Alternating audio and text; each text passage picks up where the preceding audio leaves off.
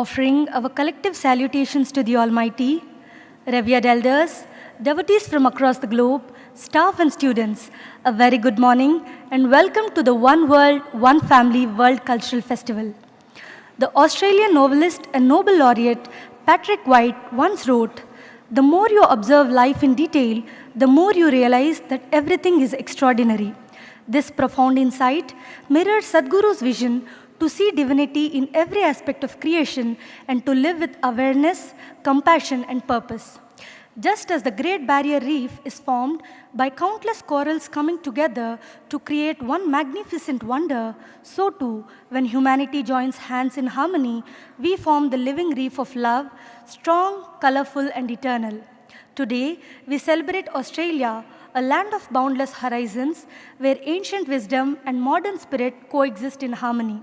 From the timeless Dreamtime stories of the First Nations people to the multicultural vibrancy of its cities, Australia stands as a testament to unity in diversity.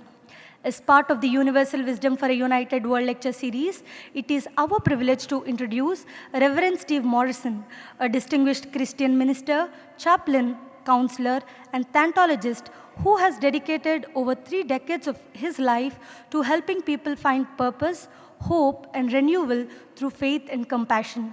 Reverend Morrison has officiated more than 1,400 funerals, walking alongside thousands through moments of deep loss and new beginnings. Through his ministry, he has provided spiritual strength and emotional healing to people from all walks of life, offering comfort in times of sorrow and inspiration in times of change.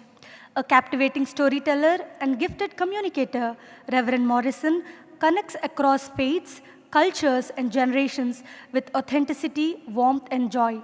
His message of courage and faith transcends religious boundaries, reminding us that love and compassion are the universal languages of the human spirit. Over the years, his uplifting message has touched hearts across the globe, including Australia, India, South Africa, Malaysia, and the United Kingdom, inspiring individuals and communities to live with deeper meaning, greater empathy, and renewed purpose. Brothers and sisters, please join me in welcoming Reverend Steve Morrison.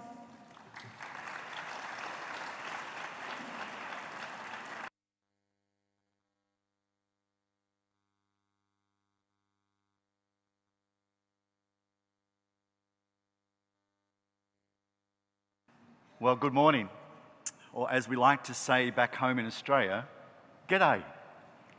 To everyone here in the room or live on the live stream, what an absolute pleasure it is to be with you today. This is my 6th trip to India, and every time I come, I leave a little more of my heart behind in this incredible nation. The colours, the sounds, the people, the food, the energy, and even the horn tooting.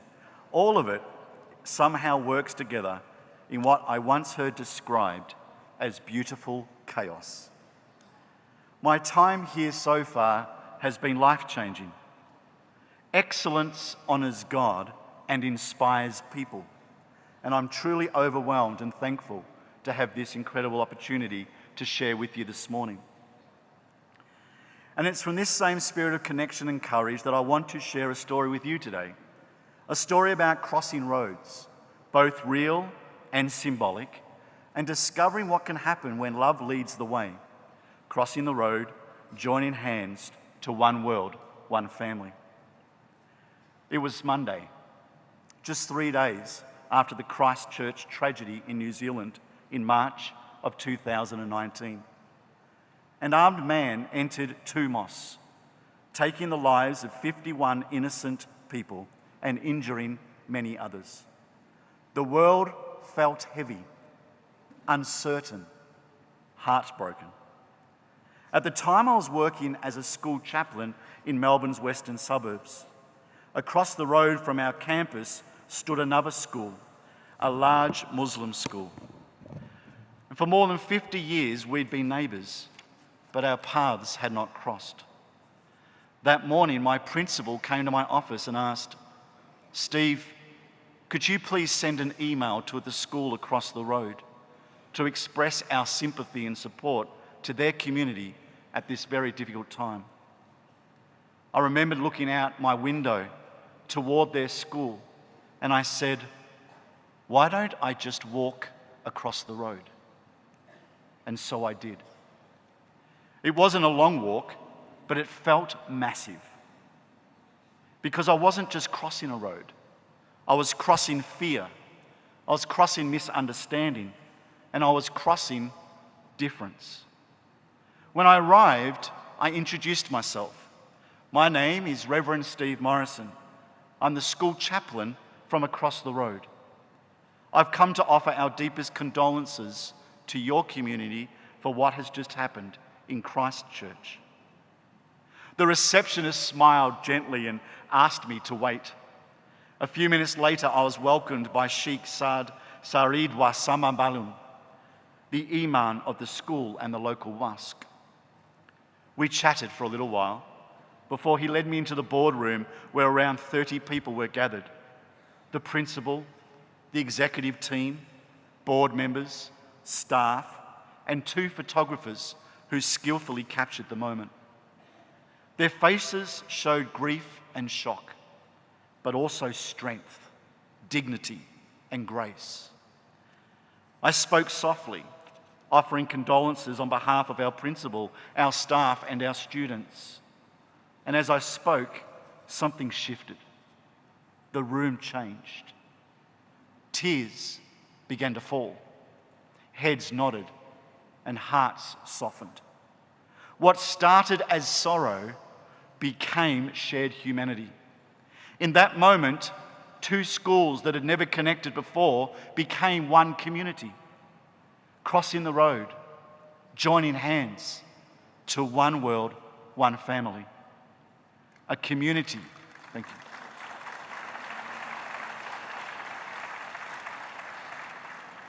A community now joined by compassion. The following week, we held a combined gathering.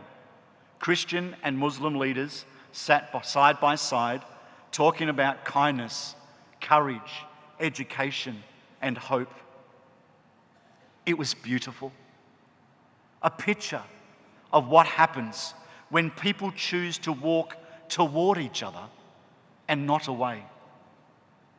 A few months later, my principal and I were invited to a special service in their mosque, a place we had only ever seen from across the road. We entered barefooted and humbled. The imam welcomed us with such warmth that it brought tears to my eyes. As the prayers rose like a gentle stream, I couldn't understand the words, but I could feel the peace. And sitting there, surrounded by people who once seemed so different, I realized again something so powerful. Love always finds a way to cross the road. That day also began a friendship that continues to this day. Sheikh Said Wasama and I still keep in touch. In fact, he wished me safe travels for this trip to be with you. 2 men of faith from different traditions, united by respect and a shared desire for peace. For years, no one had crossed that road, but that day we did, and everything changed. The world changes when we take steps forward, not when we talk about love, or tweet about peace, or post about unity, but when we take one simple step towards someone different from ourselves. Every great movement of compassion begins with that kind of step, crossing the road, joining hands to one world, one family. And so today I want to ask, what roads stand between us as people, as nations, as faiths, as human beings? Often it's not a physical road. It's a line drawn by history or fear or misunderstanding. In every culture and in every faith, there are stories that call us to courage, forgiveness, and compassion. Jesus tells a wonderful parable. A man was traveling down a dangerous road when he was attacked by robbers. his belongings stolen, and he was badly hurt. As he lay there, two men, respected, religious, honourable, walked on the other side of the road, ignoring him. They saw him, they saw his need, but they chose not to cross the road. Then came a Samaritan, someone from a despised community, someone who would not normally be welcome, an outcast. And when he saw the man, he took pity and crossed the road.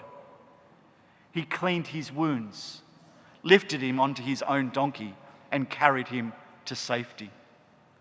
Two men walked past, but only one man crossed the road. That story is more than ancient history. It's a mirror. It asks each of us, which side of the road are you on? Because compassion is never passive. Love always moves, and forgiveness always crosses over. It's not the uniform that we wear, or the title that we hold, or the religion we name that makes us compassionate. It's the willingness towards another human being in need. Genuine compassion is the heart of all true spirituality. One world, one family is not just a theme. It is a living expression of what it means to cross the road. I want to take a moment to express my deep gratitude and respect to Sadhguru Sai for his extraordinary vision, a vision that reminds us that humility is, at its core, one family bound by love and service. For more than a decade, this movement has not just spoken about compassion, it has walked it out, crossing the road, joining hands to one world and one family. Over 2 billion meals have been served to those in need. Hospitals where healing is free and dignity is restored.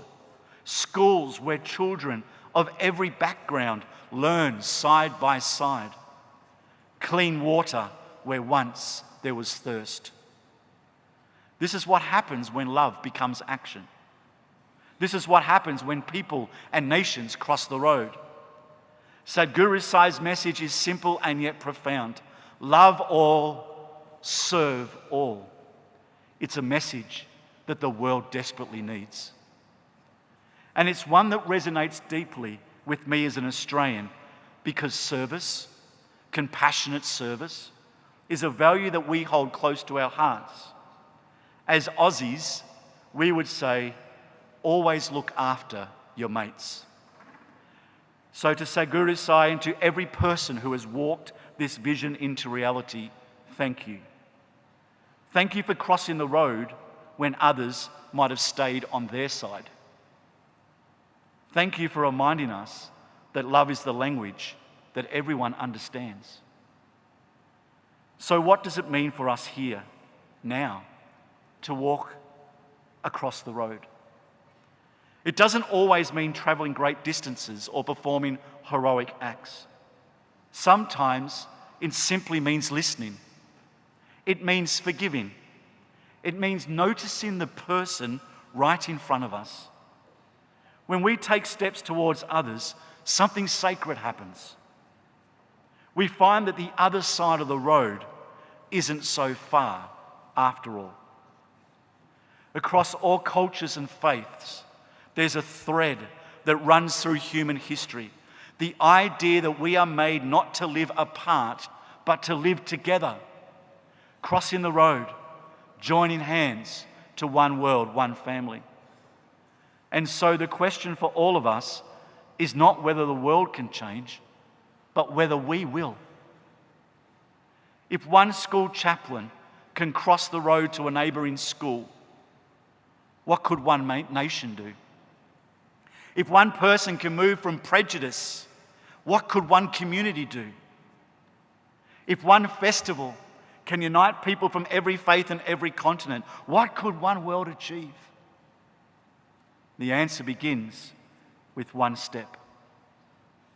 As I stand here representing Australia, I'm deeply aware of the privilege of sharing not only my story, but the heart of our great nation. Australia is a vast and ancient land, the sixth largest nation on the earth, stretching across nearly 8 million square kilometres. From its sunburnt centre to its emerald coast, it is a continent of breathtaking beauty and profound contrast.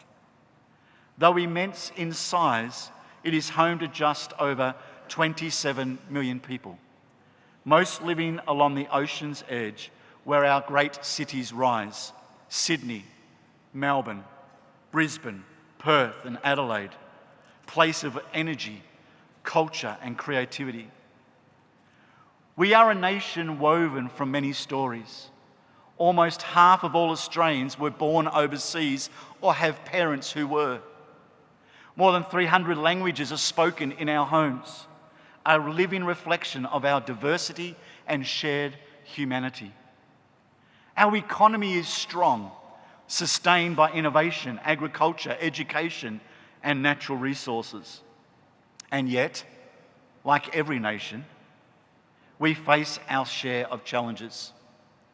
Caring for our environment, ensuring equity and opportunity for all, and continuing the sacred work of reconciliation with our First Nations peoples.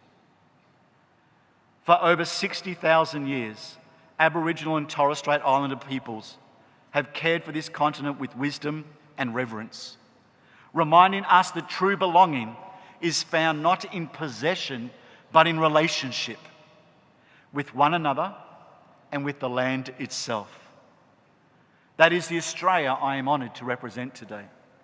Australia is a land of profound contrast, ancient and modern, Indigenous and immigrant, vast deserts and vibrant cities. And beneath all those layers runs a wisdom that has sustained life on this continent for more than 60,000 years. Our First Nations peoples, Aboriginal and Torres Strait Islander peoples, are the world's oldest continuous culture. Their stories are written not just in words, but in song lines that trace across sky and land, sea and desert. These stories carry knowledge of stars and seasons, of animals and ancestors, and of the sacred relationship between people and country. The late Uncle Eddie Mabo once said, "Our land is our mother. If we lose her, we lose our spirit." For our First Nation peoples, country is not something you own. It's something that you belong to. It holds you, teaches you, nourishes you, and reminds you who you are. From the Torres Strait Islands in the far north, where the sea connects people and cultures, to the red heart of the desert, where the silence itself seems to speak. Aboriginal and Torres Strait Islander peoples remind us that everything in creation is truly connected. To walk gently on the earth is to walk in harmony with one another. To care for country is to care for community. That is the spirit that shapes our nation's journey today.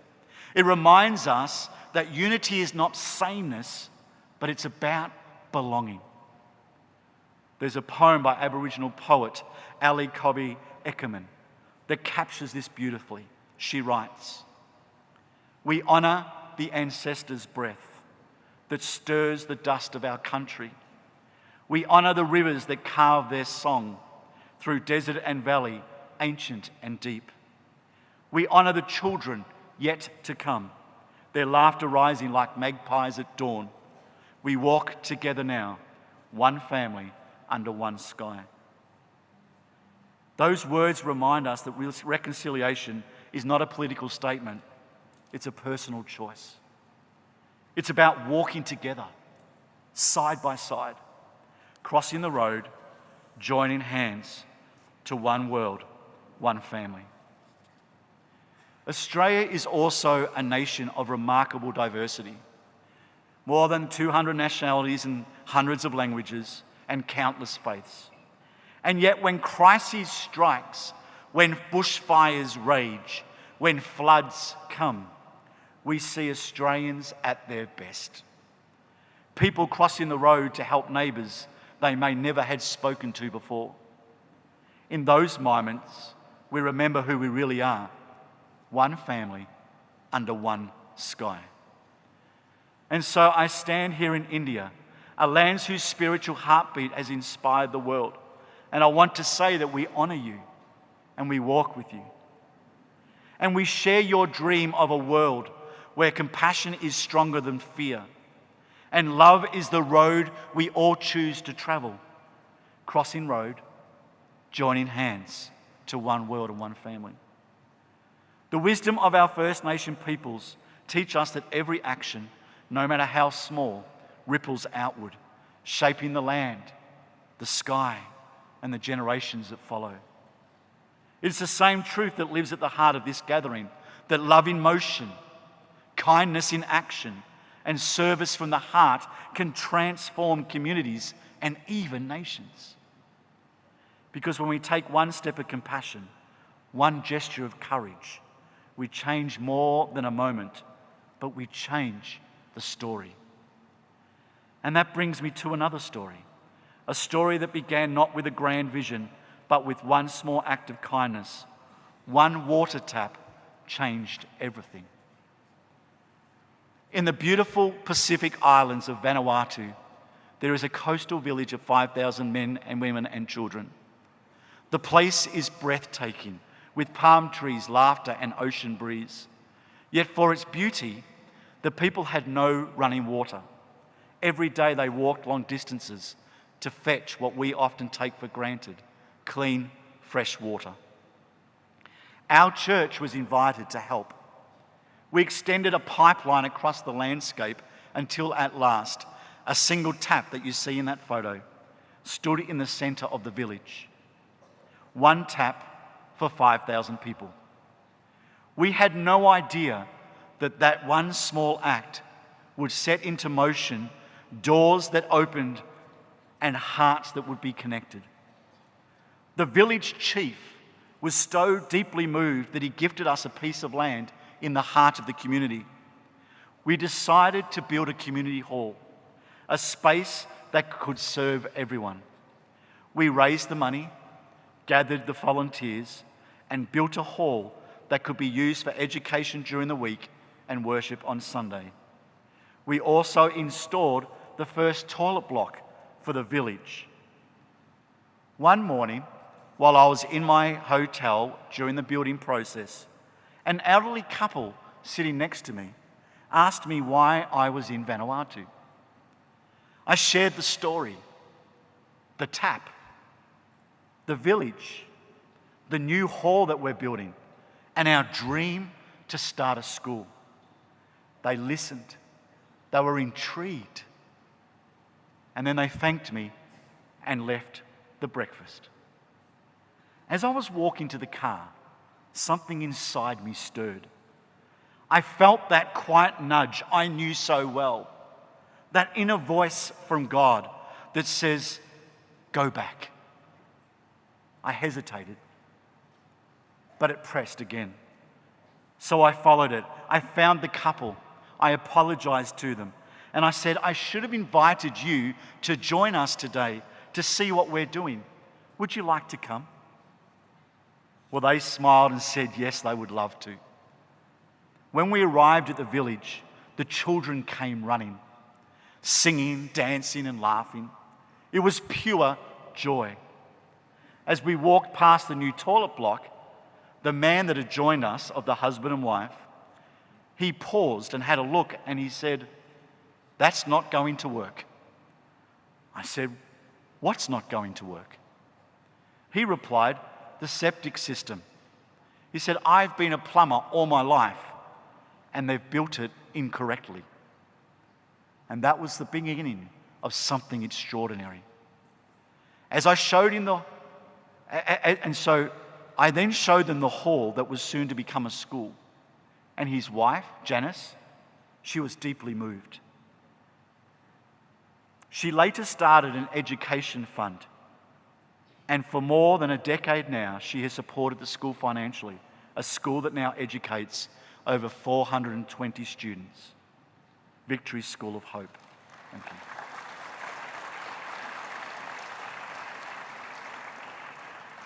David and Janice decided to stay another week. David used his own time and his own money, and he rebuilt the whole sective system, and it works perfectly today. All of it, the hall, the school, the hope that fills that village, began because of one tap. And that is the message that echoes from Vanuatu.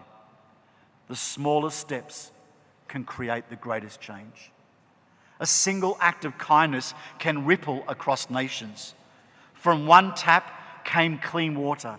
From clean water came education. From education came opportunity for a new generation.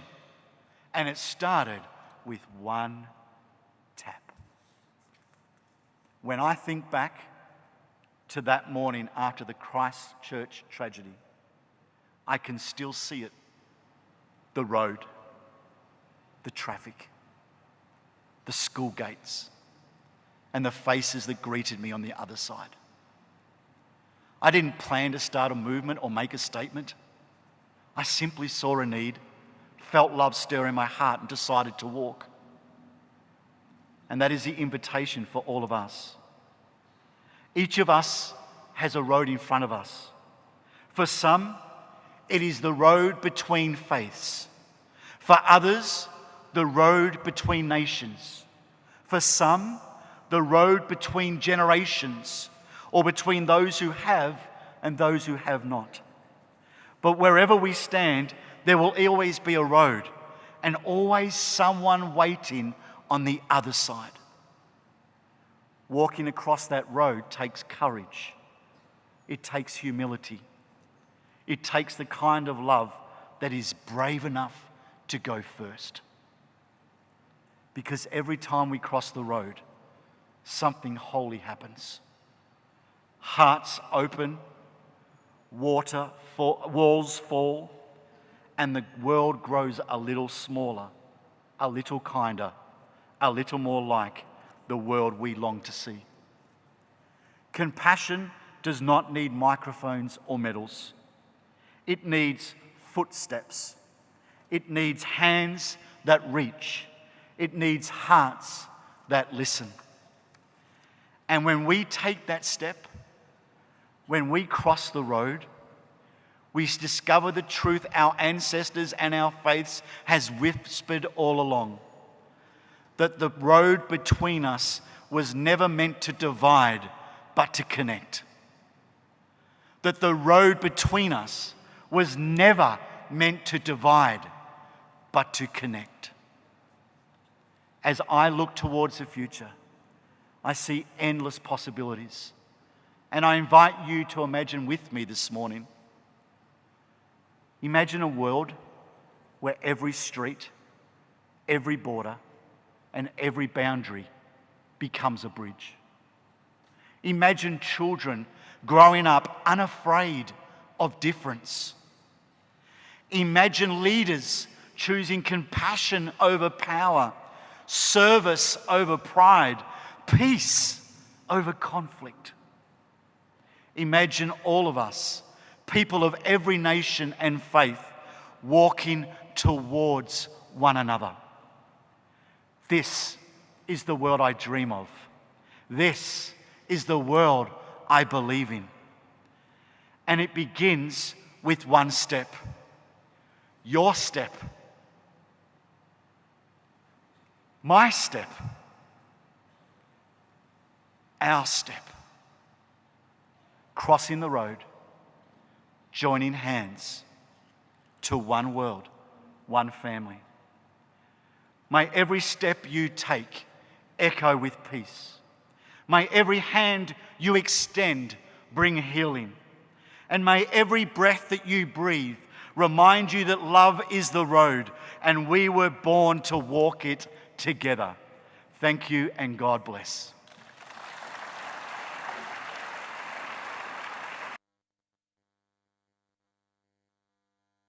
We extend our heartfelt gratitude to Reverend Morrison for sharing his wisdom and practical insights with all of us this morning.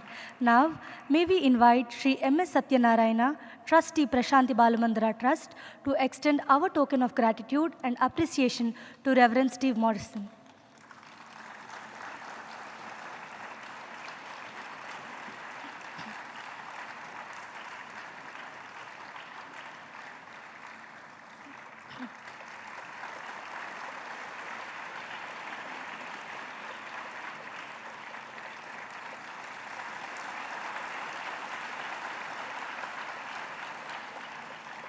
Now we shall have a short break and reconvene for Satya Darpan.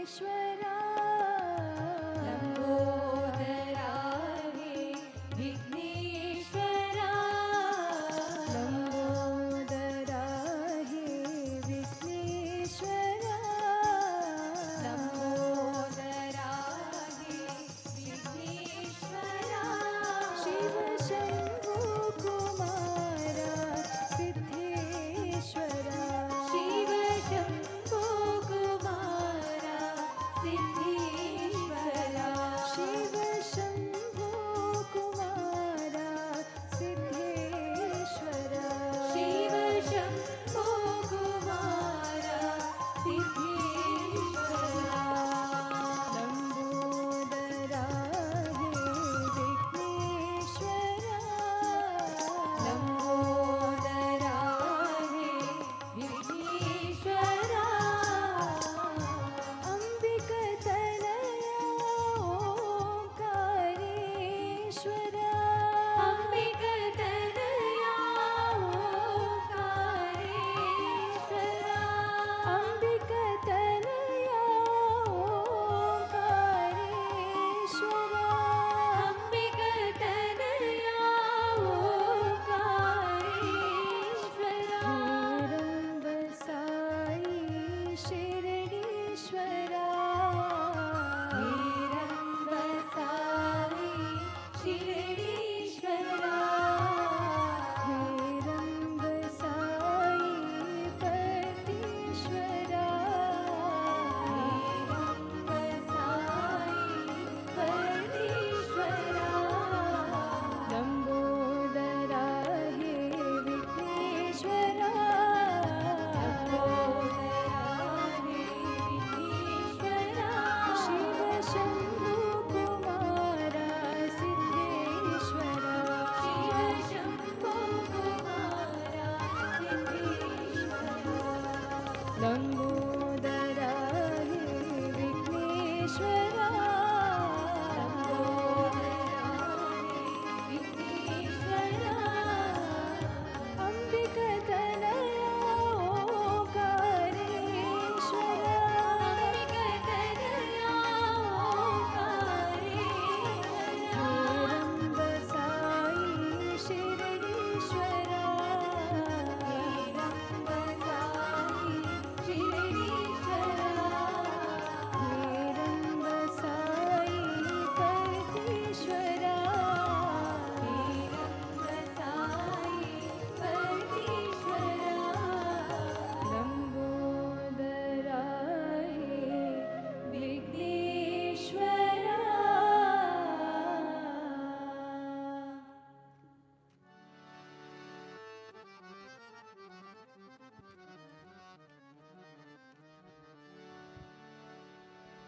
Sai Baba गीत सुधा मधुरम मधुरम आनंदम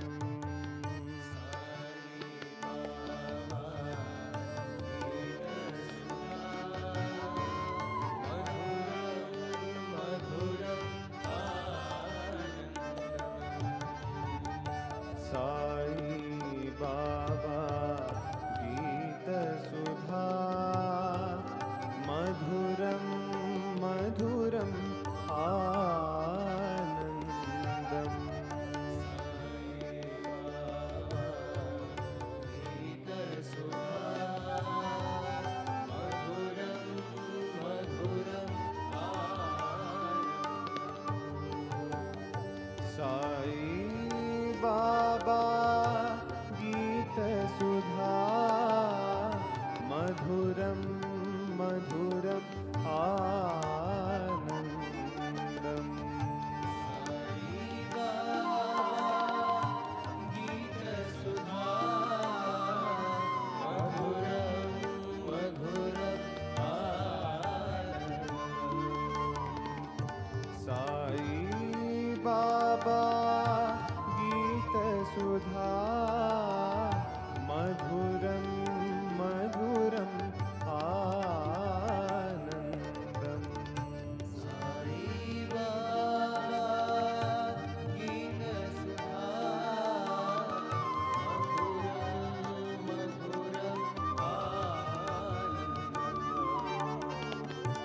साई बाबा गीत सुधा मधुरम मधुरम आनंदम साई बाबा गीत सुधा मधुरम मधुरम आनंदम साई बाबा गीत सुधा मधुरम मधुरम आनंदम साई बाबा गीत सुधा मधुरम मधुरम आनंदम शिरडी बाबा गीत सुधा मधुरम मधुरम आनंदम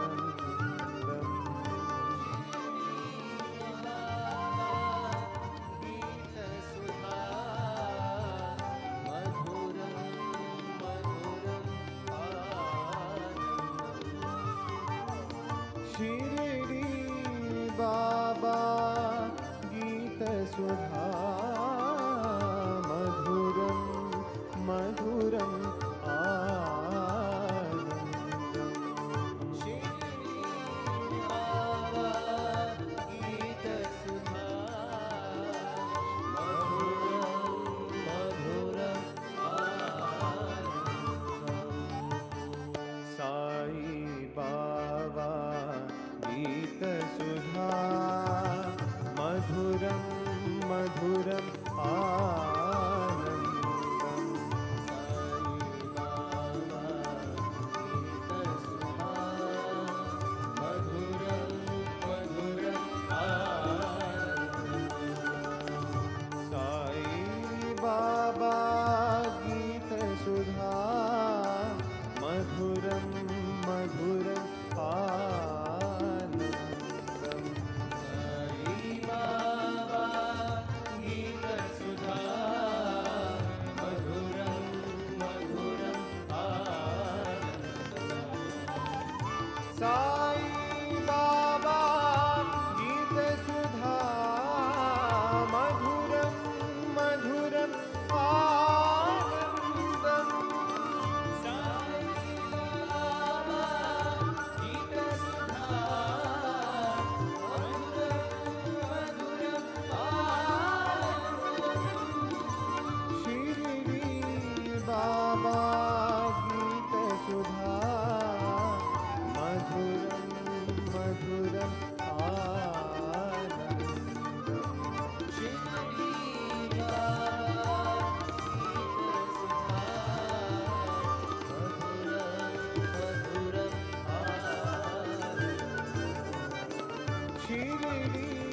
बाबा गीत सुधा मधुरम मधुरम आनंदम शिरडी बाबा गीत सुधा मधुरम मधुरम आनंदम साई बाबा गीत सुधा मधुरम मधुरम आनंदम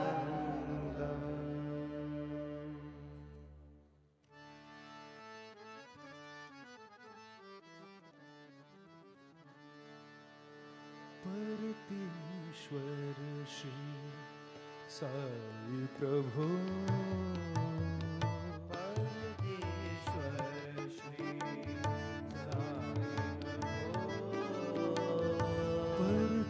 परमेश्वर श्री साई प्रभु परमेश्वर श्री साई प्रभु ईश्वरमनंदन साई प्रभु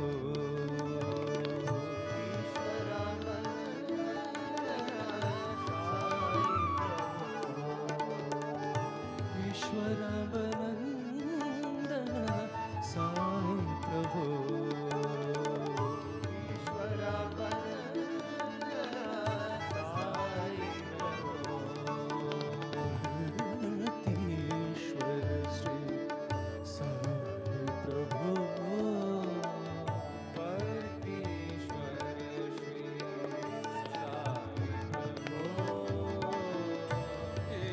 ईश्वर अल्लाह श्री साई राम नाम ईश्वर अल्लाह श्री साई राम नाम ईश्वर अल्लाह श्री साई राम नाम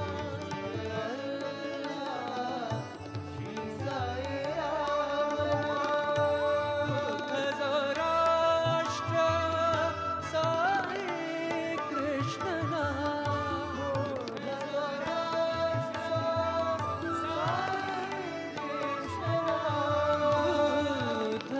राष्ट्र साई कृष्ण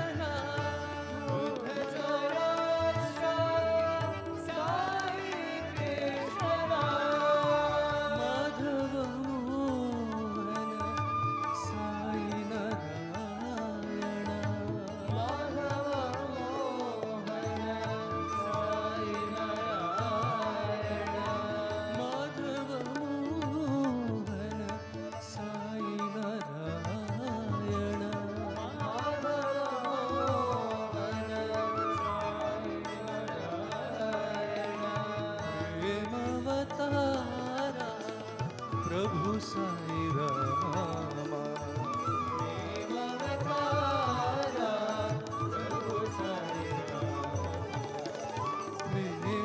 प्रेमवतारा प्रभु साई रामा प्रेमवतारा प्रभु साई परतीश्वर श्री साई प्रभु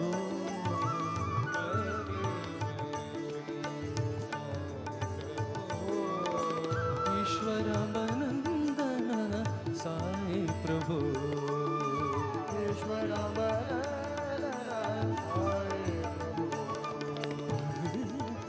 ईश्वर श्री साई प्रभु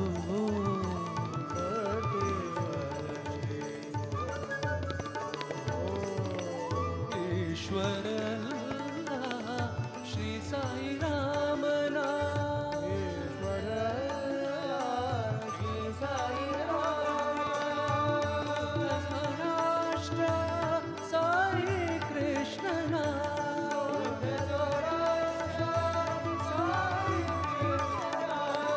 बुद्ध राष्ट्र साई कृष्ण नाम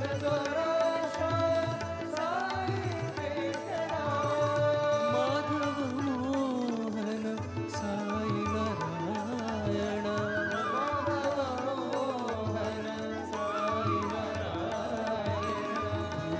प्रेमवतारा प्रभु साई रामा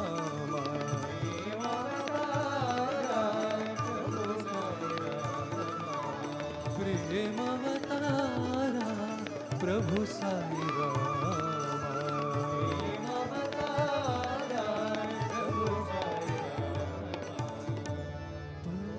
परतीश्वर श्री साई प्रभु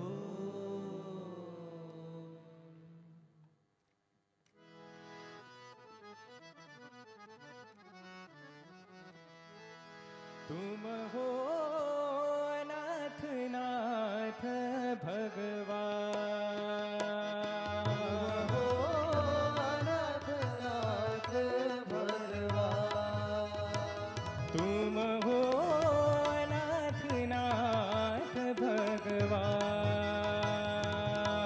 हो नाथ नाथ भगवान ओ साई मेरे प्राण सखा भगवान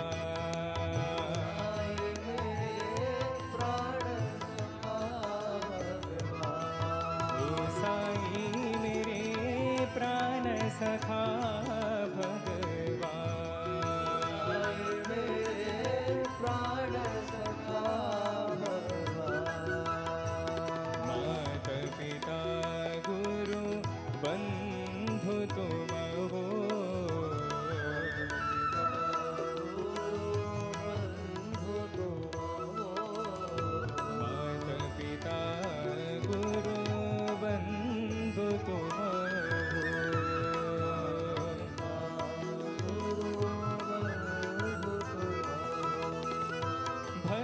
सखा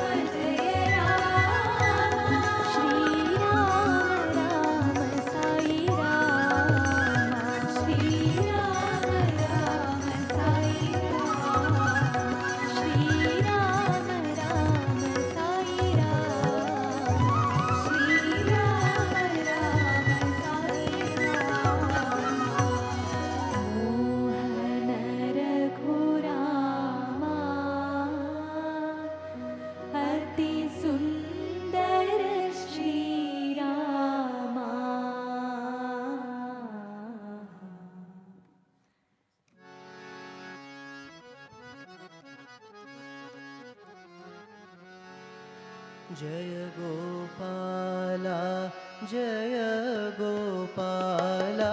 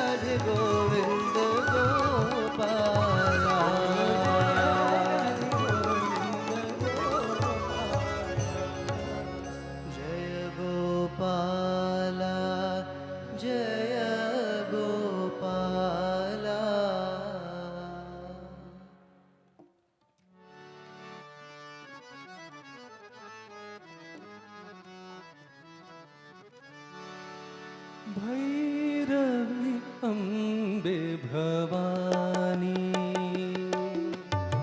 भैरवी अम्बे भवानी अम्ब भैरवी अम्बे भवानी अम्ब भैरवी अम्बे भवानी जगदम्बे जगजननी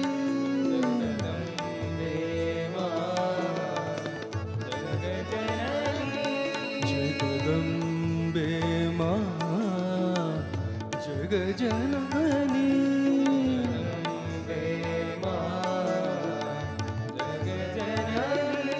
अम्ब भैरवी अम्बे भवानी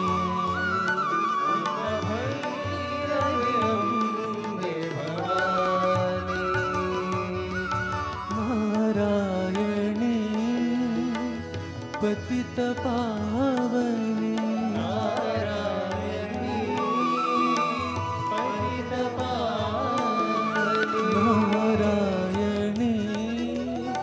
पतित पावनी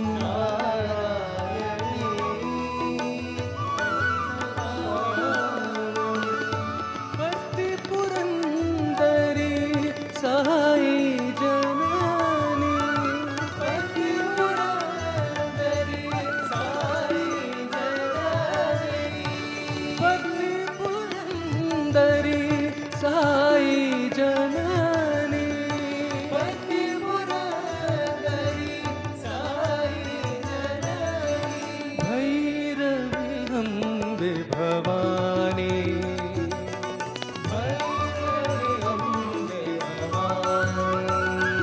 अम्बा भैरवी अम्बे भवानी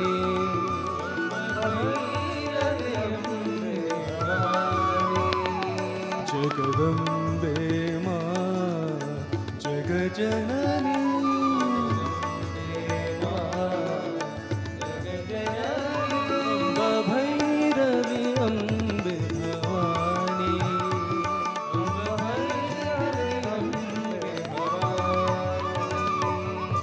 नारायणी पतित पावनी नारायणी पतित पावनी भक्ति पुरंदरी साई जननी भक्ति पुरंदरी साई जननी भक्ति पुरंदरी साई जननी भक्ति पुरंदरी साई जननी भैरवी अम्बे भवानी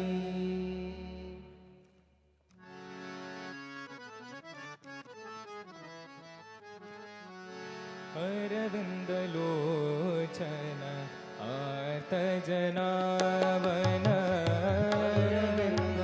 अरविन्दलोचन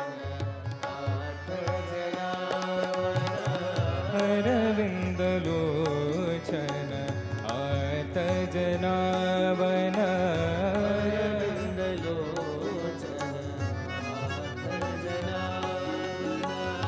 साई नारायण सत्यनारायण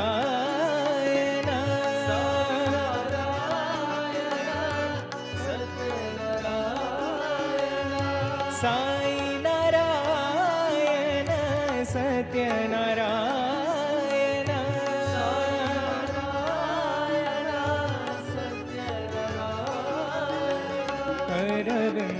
अरविन्दलोचन आर्तजनावन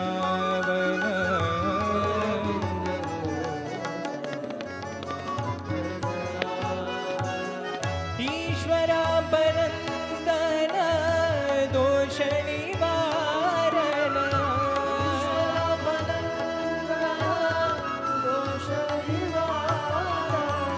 ईश्वरा बरन्दन दोष निवारण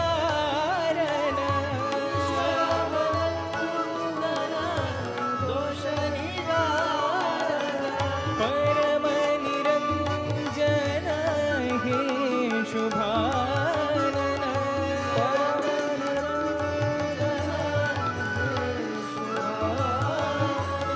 परम निरंजन हे शुभानन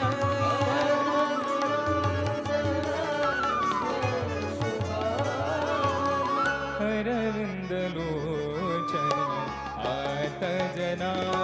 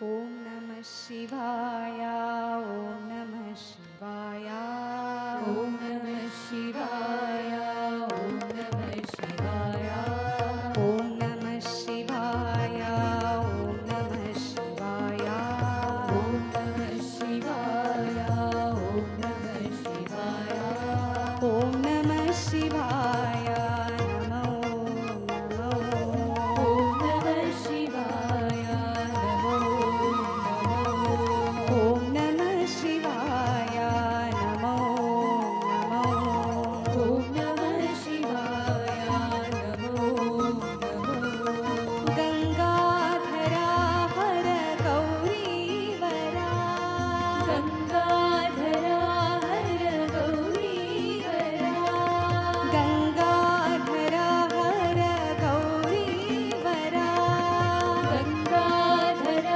ಹರ ಗೌರೀವರ ಕೈಲಾಸನಾಥ ನಮೋ ಕೈಲಾಸನಾಥ ನಮೋ ಕೈಲಾಸನಾಥ ನಮೋ ಕೈಲಾಸನಾಥ ನಮೋ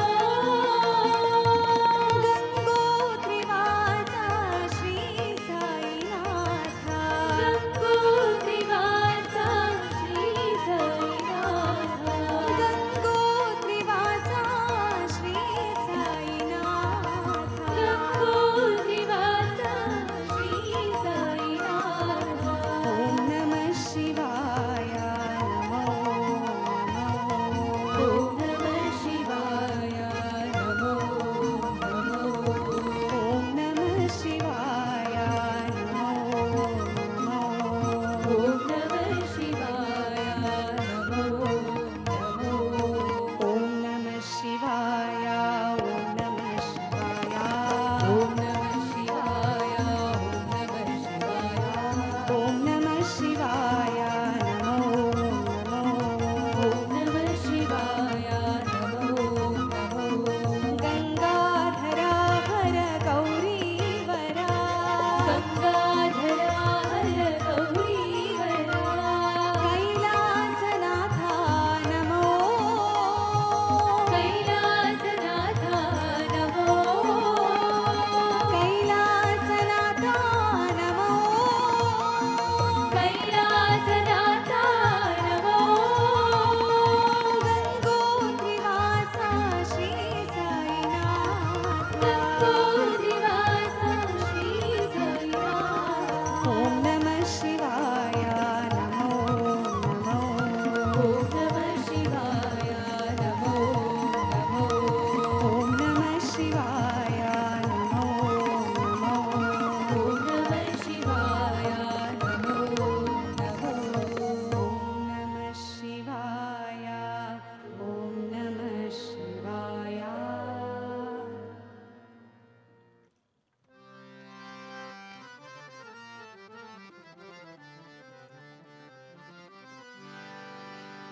जय विजयी भव जय विजयी भव जय विजयी भव जय विजयी भव भव भयनाश हनुमन्ता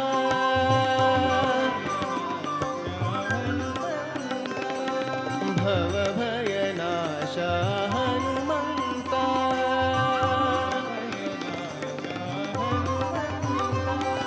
पवन कुमारा वानर वीरा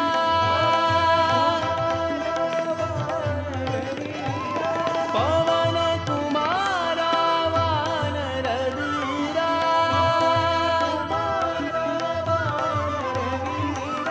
अति बलवंता हनुमंता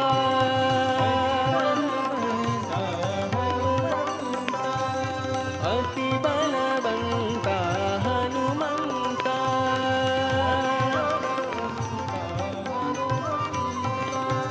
अंजनी पुत्र वीरांजनेया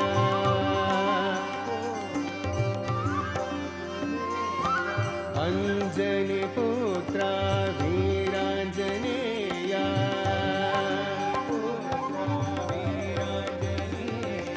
निरञ्जना विजयी भव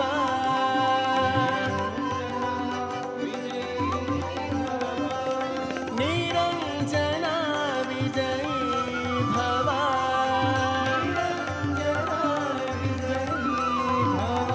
बोलो निरञ्जना विजयी भव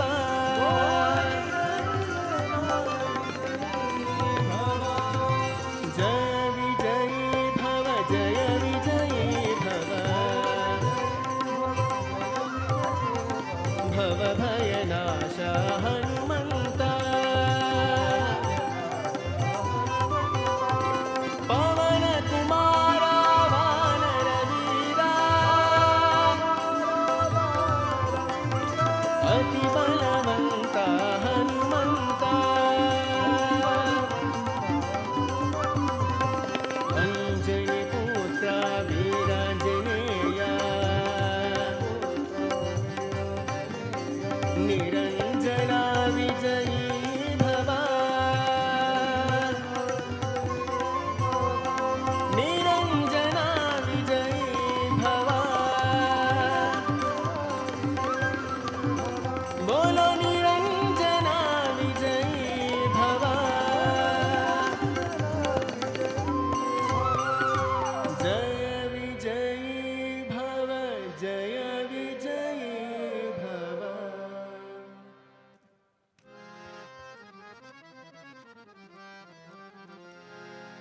हे पर्तिपुरीशा प्रशान्तिवासा साई मुरारी हे पर्तिपुरीशा प्रशान्तिवासा साई मुरारी हे पर्तिपुरीशा प्रशान्तिवासा साई मुरारी हे पर्तिपुरीशा प्रशान्तिवासा साई मुरारी साई मुरारी साई मुरारी साई मुरारी साई मुरारी साई मुरारी साई मुरारी साई मुरारी साई मुरारी साई मुरारी साई मुरारी साई मुरारी साई मुरारी साई मुरारी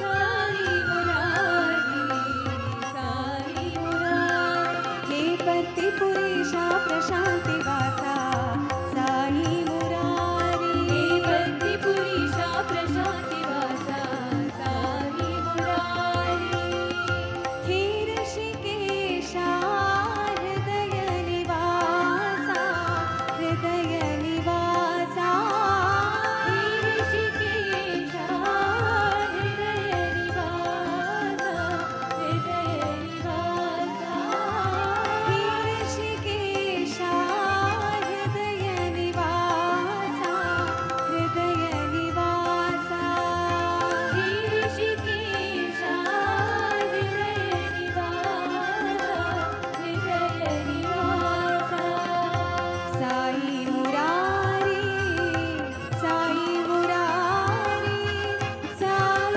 मुरारी साई मुरारी साई मुरारी साई मुरारी साई मुरारी साई मुरारी साई मुरारी साई मुरारी साई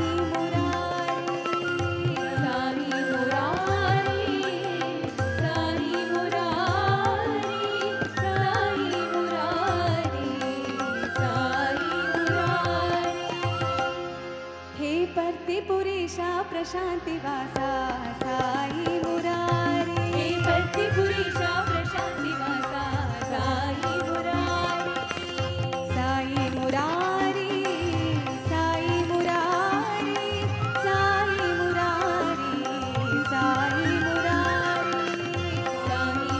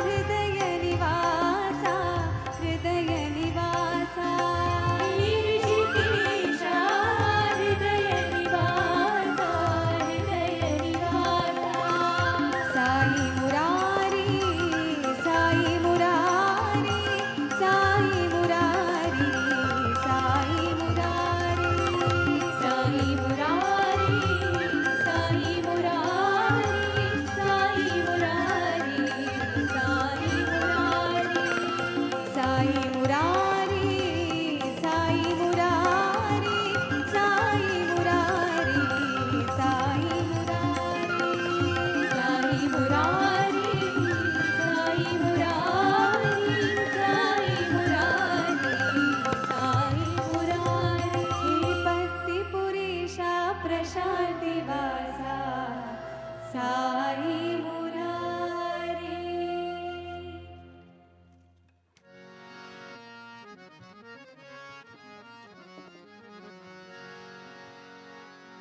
नीलकण्ठ महादेव गौरी वन्दना. नीलकण्ठ महादेव गौरी वन्दना. नीलकण्ठ महादेव गौरी वन्दना. नीलकण्ठ महादेव गौरी वन्दना. चन्द्रचूड दयानाथ नन्दिवाहना.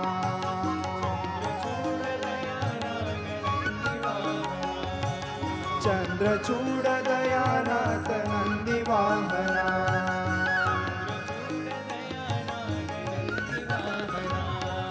साम्ब शिवा शूलधारि नागभूषणा.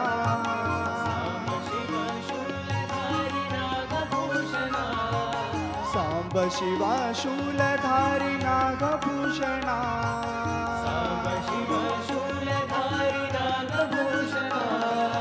पालनेत्र उमाकान्त परम पावना.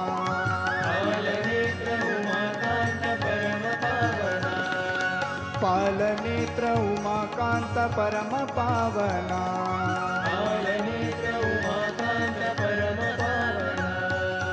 नीलकण्ठ महादेव गौरी वन्दना. Om Shri Sai Ram, offering our collective pranams at the lotus feet of our Master, Sadguru Shri Madhusudan Sai, revered elders, devotees from across the globe, staff and students, a very good morning and welcome to Satya Darpan. Yesterday, Sadguru began his discourse by explaining that the mind is verily the instrument of both bondage and liberation, akin to a key that can either lock or unlock. Hence, the true purpose of studying scriptures is to turn the mind towards God. Elaborating on the phrase, Kshina Samsara Sagaram, Sadguru said that for a jnani, the ocean of worldly existence completely dries up and therefore ceases to exist. The 13th shloka in chapter 17 says, Na nindati, na chastauti, na hrishyati, na kupyati, na dadati, na grinhati, mukta sarvatra nirasaha. Sage Ashtavakra tells King Janaka, the wise one neither criticizes nor praises, neither rejoices nor gets angry. He neither gives nor receives. The liberated one remains detached and indifferent everywhere. Sadguru further emphasized that only when the offering is pure does a jnani receive and jnanam is bestowed. Sadguru concluded by urging everyone to emulate the noble qualities of the realized souls to progress steadily on the spiritual path. We now pray to Sadguru to bless us all with his divine discourse on the Ashtavakra Gita.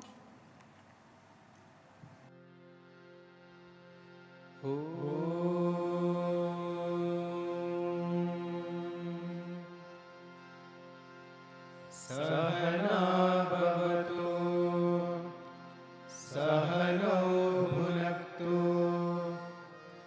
सह वीर्यं करवावहै तेजस्विनावधीतमस्तु मा विद्विषावहै.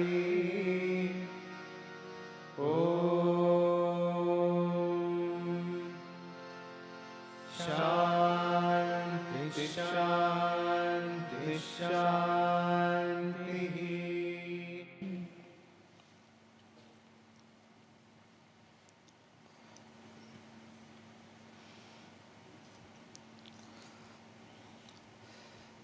Sri Chinmayananda Swamiji says that the whole world has been created to take man away from God.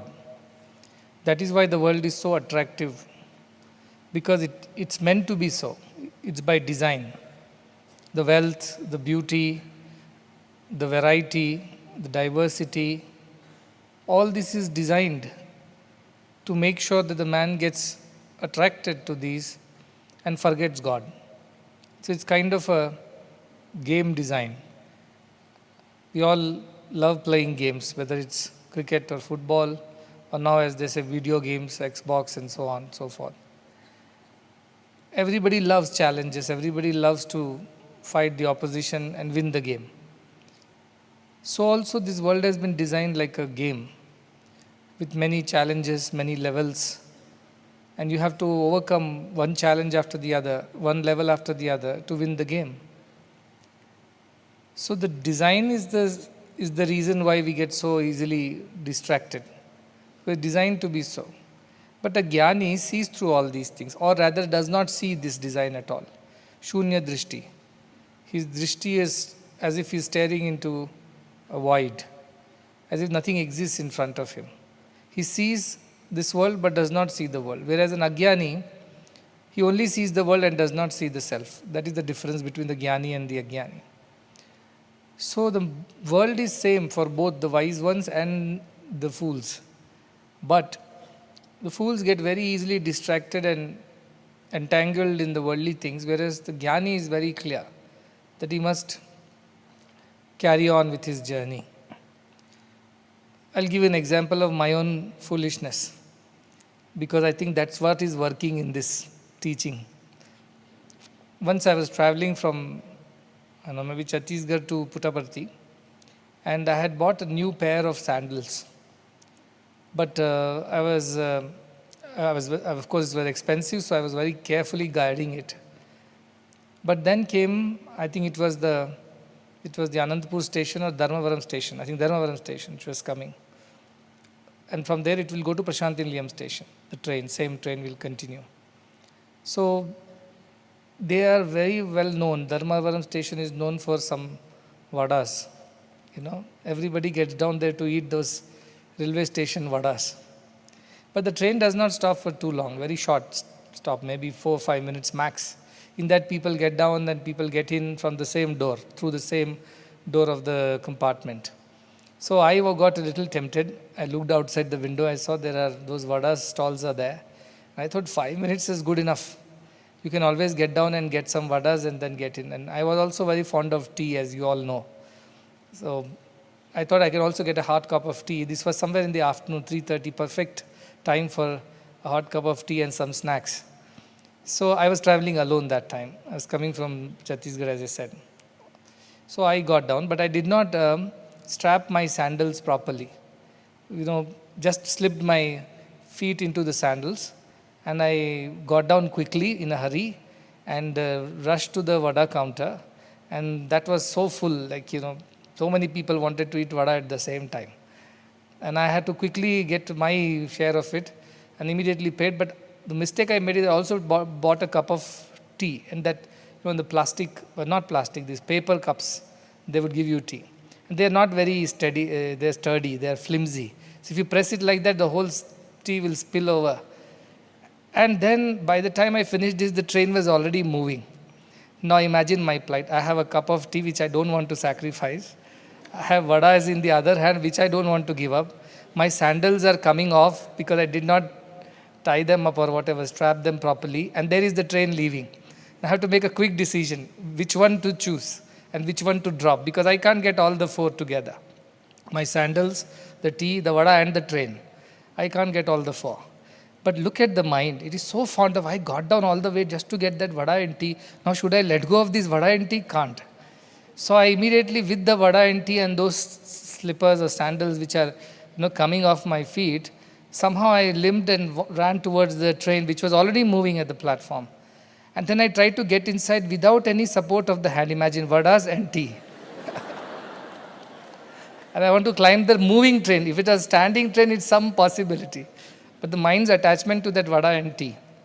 In the process, I tried to get inside, and the people said, they tried to pull my hand, those who were inside the train. But I was holding the cup of tea, so I spilled the tea on their hand too and burned their hands also. They were so upset, they left my hand. Then I did not know what to do, so that I had to drop the cup of tea, because that's the only way I can grab the bar and get inside, because people are not willing to help me because I'm burning them all with the hot cup of Dharmavaram tea. So I somehow caught the bars with one hand, the tea gone, vada still in one hand, and tried to get inside. Because in the hurry I got inside, one of my sandals fell off. And now I am not sure what to do, because I can't stop the train to get the sandal. It's already gone under the platform. And I have only one in my feet and the other one is gone. And people are all looking at me and saying that, what are you doing? What are you trying to achieve? Catch a train, not get rid of that vada and tea, and also manage to get. And I'm looking at, oh, these are very expensive sandals. They are gone. They are fallen. And just then one wise man in the train said, why are you keeping the other one? Throw that also. At least somebody will get the pair. So he was wise because he said, why are you keeping the other one for yourself? Anyway, it's of no use. If you throw it, some poor man or somebody will get both the sandals and can use it. With a broken heart, I threw the second sandal also, but vada was still in my hand. Won't let go of the vada. Let the train go, let the sandals go. Finally, all this mishap, all this happened in a matter of 60 seconds, Everything so fast. And then some people were mocking, some people were very upset that how can you take such a risk of climbing a running train. And of course I was young, so, people were saying things. And I was at a loss. Why did I do this? I was not able to understand. What did I do and why did I do? Getting into a running train with both hands occupied and a shoe or sandal which is not even properly worn, how much risk was that? I could have lost my life or a limb on that afternoon.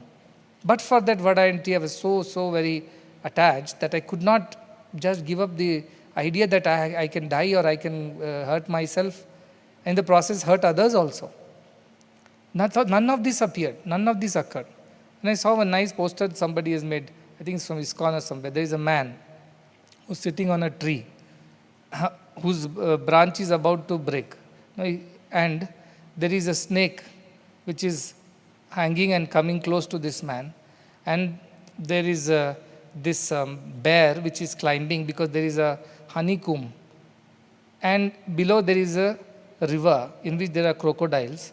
And there is a bear which is climbing up the tree and the snake which is coming down the tree. And there is a lion waiting also for him to fall so that he can eat. Yet this fellow is, trying to lick the honey that is falling from the honeycomb. The plight of a man. His branch is going to break anytime. He may fall in the water, crocodiles will eat him. Falls on the ground, lion will eat him. Anyway, the bear is coming for him, climbing the tree. And the snake is already there on the tree. If he stays on the tree for too long, anyway, he is going to be bitten by the snake. In such a terrible situation also, this man is trying to lick the honey that is falling from the honeycomb on the upper branch. That is the plight of the man. In the world, the distractions are so very strong that one loses the sense of right from wrong. The discrimination is gone. This man should try to save himself. He can always have honey later, another time. But no, at that point of time only, you want dharma varam vada, you want the tea, you want also catch the train. How does it happen? That made me sit and think. That what did I do and why did I do it? Just for the attachment to eat the vada and the efforts that I had made all the way to go down and buy the vada, fighting with the crowds, made me forget what is my purpose. I am supposed to catch the train. And in that process, I lose the sandals. And of course, I didn't enjoy the vada that day. How can I enjoy with so many things happening? So I realized that how this world has been designed to get you so distracted. Now, just extrapolate it to your daily situations in life. You get attached to people, you get attached to things, you get attached to ideas, ambitions, properties, assets, and so many things in the world. And we forget that we are on the way to God. And our train will go if you are busy buying these wealth and name and fame and position and authority and relations in the worldly stations. The train may leave. And even if we somehow climb the train, we might have probably lost a limb or two. Anything could have happened. But like a foolish mind, which does not understand these things, it is so attached and so very, focused on these little petty things that it cannot see the bigger picture. And that is the plight of the whole humanity. They're so interested in the world and it appears so real and so attractive that they forget the very purpose of why they even have come to this world. The goal of life, which is to realize yourself and not to accumulate things around you. That was never the goal of life. If I would have missed the vada on that day, I wouldn't have lost too much. But if I had missed the train or I would have lost a limb or worse still, come under the wheels of the train, that would have been so much worse. But we don't think like that because our mind is so very attached. It gets attached to silly petty things. And people then argue with God and justify their actions also after doing the mistakes. why they were right. Because like if you ask me, if somebody else tells me, why did you do this? I would say, no, I wanted to eat vada. What's wrong in eating vada? After all, everybody is eating a vada. Okay, I missed it by a whisker, I could have come a little early, but the train started off. So many excuses I can give. But I will not accept that I made a mistake of not thinking properly. At least when the train started moving, I should have dropped that vada tea and ran and caught the train properly. But that didn't occur to me at all. In that 60 seconds, the only thing that mind was focusing on how to save the vada and tea which I am so attached to. I must have my snacks, I must have my tea. Once it so happened, a few of the students came complaining to me. And that was some time back. I asked what exactly happened. They said afternoon snacks got over and our teacher made no efforts to make the snacks available to us. I said, for that you should come and complain to me. You asked me for my time to come and complain to me. He said, of course, it is injustice. And then when we asked the teacher, he got angry and he raised his hand and voice. Then I called the teacher, who was also a young man. I said, what exactly happened? You explain. He said, some boys, when they were going for games, before that snacks are served. And some boys, they did not think of others. They took more than their share. Like instead of 2 pakodas, they took 4 or 5 because nobody was watching. Generally, a teacher is standing there to make sure everybody gets their share. So some 3-4 of them did not get who came last. And they got so upset that they complained to the teacher. The teacher said, why did you not come on time? They're saying, even if you don't come in time, was it not your duty to ensure that people only take so much as it is meant to be? And then this argument grew into some kind of, altercation and then ended up with a little bit of, I think, fight. And then the students who knew me, they felt that I should do justice as to who is right and who is wrong. And they asked me for my time. And they were all red-faced and angry, bloodshot eyes, so much of emotions running through their bodies because they did not get the snacks that afternoon. That's all was the issue. And their teacher did not so-called do justice to their share of this thing. I asked him, how many years you have been here? 6 years, 4 years, 5 years. How many snacks have you missed in this? Never. This was the first time we missed. I told, one time you have missed a few things to eat. For that you fought with the teacher. And then you came and took my time and wasted my half an hour trying to justify why you were right and the teacher was wrong. Why this system is not functioning properly just because you didn't get your 2 pakodas that afternoon. In 5 years you never missed one thing, but in one afternoon your mind is so attached to that idea that I should have got my snacks that you wasted everybody's time and so much of anger and emotions and negativity. What is the need for it? First of all, you went late, you should have been on time. Now if something is lying there and nobody is around, people will eat it. They are hungry, the children are like that. No teacher should have ensured, he should have kept an attendance register to check everybody is getting their vadas. But for that sake, they came and fought with me. They were so angry. So angry, real anger. It was not like they were just little upset. They were really angry. Wanted me to punish the teacher. I told I'm not going to do anything about it because you people, in a way, are so very selfish that you did not even think that does not require me to spend half an hour of my time. My time is precious and there are other things. But I'm very concerned about students. I'm very careful and I think in a way a little emotional about whether students get what they need or not. And so I always am on the side of the students. So because of that I called, thinking that really some big injustice has happened and I must pay attention to it. But it was just that pakodas that did not get. Then I thought of myself. I also tried to eat that afternoon vada. If I would have, one afternoon if I don't eat my snacks, it's not going to change my life or the world. But then mind. And like that people get into all kinds of nonsense in the world. So yesterday our scriptures were saying, what are the most difficult things to get rid of? Wealth, women and wine. Women means men for women, women for men. These are the things that 3 W's Bhagavan used to say. 3 of the worst sins are wealth, you run behind wealth, you tell lies, you cheat people, you deceive them, you do all kinds of things. Steal, grab. When women means attraction for opposite gender, the lust that drives you to do 100 wrong things. And there is no end to it. Then wine means intoxication. Once you get intoxicated and addicted, you see so much of difficulty. So many families come here, wives beaten up black and blue by their drunkard husbands. So much of domestic violence. And these wives don't even complain. They have learned to live with that man. They have resigned to their fate. I often tell them, you also can do things on your own. Why you have to go on hanging around with that man? Leave him. They are not ready to do that. Because attachment is there. Even though they are getting beaten up, they don't want to give up that husband who is beating them up. Somehow, I never could understand the women's way of thinking. Why would they not give up a husband who is so horrible? No, they somehow feel obligated. Some excuse they'll give. Children are small. Where will I go in the society? Who will accept me? This, after all, at least there is a man in the house. All kinds of things they tell. Then I leave it to them, saying it is to you. So these silly attachments of the world do not allow us to see the bigger picture. The Jnani, on the other hand, is seeing through all this nonsense. He's able to see through this whole trap, and then he's able to navigate through it and come out clear on the other side. That is the view and the vision of a Jnani. That's why his drishti, he sees gold, but he does not give the value that it needs.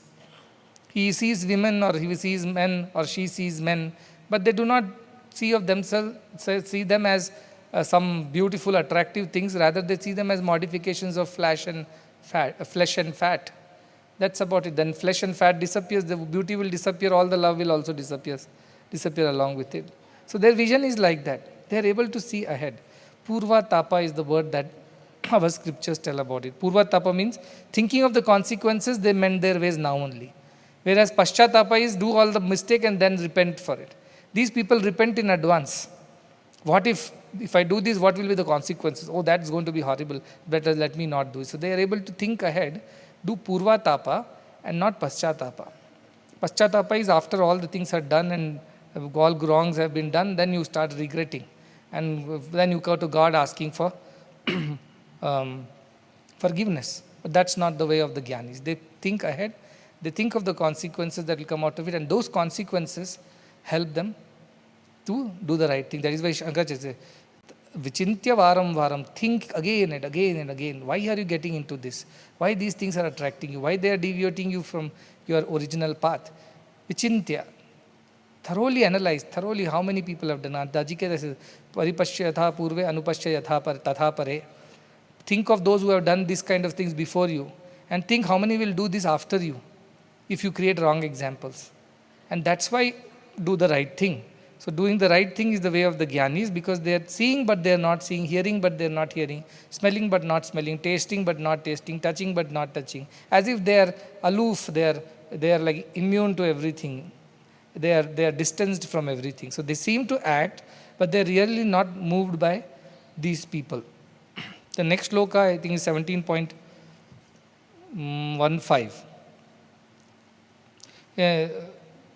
That's on page number 61. Right? That is where we are supposed to be. He says, Sukha dukhe nare naryam sampatsu vipatsu cha vishesho naiva dhirasya sarvatra samadarshinaha. This person, the wise one, for him there is no difference between sukha and dukkha. This is happy, that is sad. This is pleasurable, that is painful. He does not think like this. And nare naryam, he does not see differences between man and women. A woman will see a man and get attracted. Oh, broad shoulders, six packs, fair skin, nice hairstyle, all that. A woman will get attracted, a man will get attracted, oh, such a beautiful face, beautiful nose, eyes, this, that, figure, shape, all that. But he sees both, but he sees beyond these two, beyond the physical shape and form. He sees this self in them. She sees the Atman. So cannot differentiate between the two. Sampatsu vipatsu cha. Also when there is good time, sampatsu, happy time, and vipatsu, when there are terrible, difficult times, challenging times. Both the times he is equal-minded. Vishesho naiva dhirasya. Nothing is special for this person.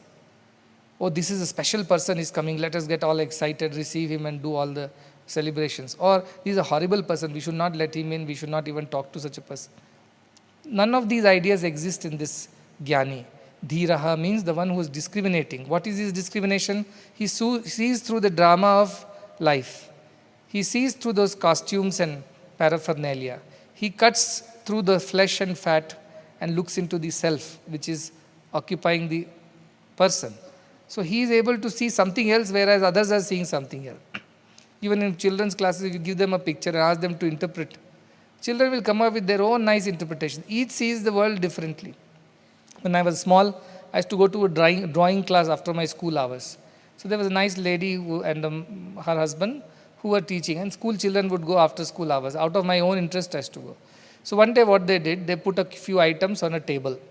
It was a dining table, so all children were sitting around the table. And in the center of the table, they have put a few items like a ball, a jar, a pen, and a few things. And they told all of them to draw. So we all were sitting at different positions. So we saw whatever we saw from our perspective, and we drew. And then fight began. Who drew the best? Mine is correct. See, I put the glass in the correct place, the jar at the correct place, the ball in the correct place. Yours is wrong. Your jar is little this side, your ball is that side, and things like that. So the teacher came and told, what is this whole argument about, all of you, 6 of you, what are you up to? He said, see, this fellow has drawn it wrong, that fellow has drawn it wrong.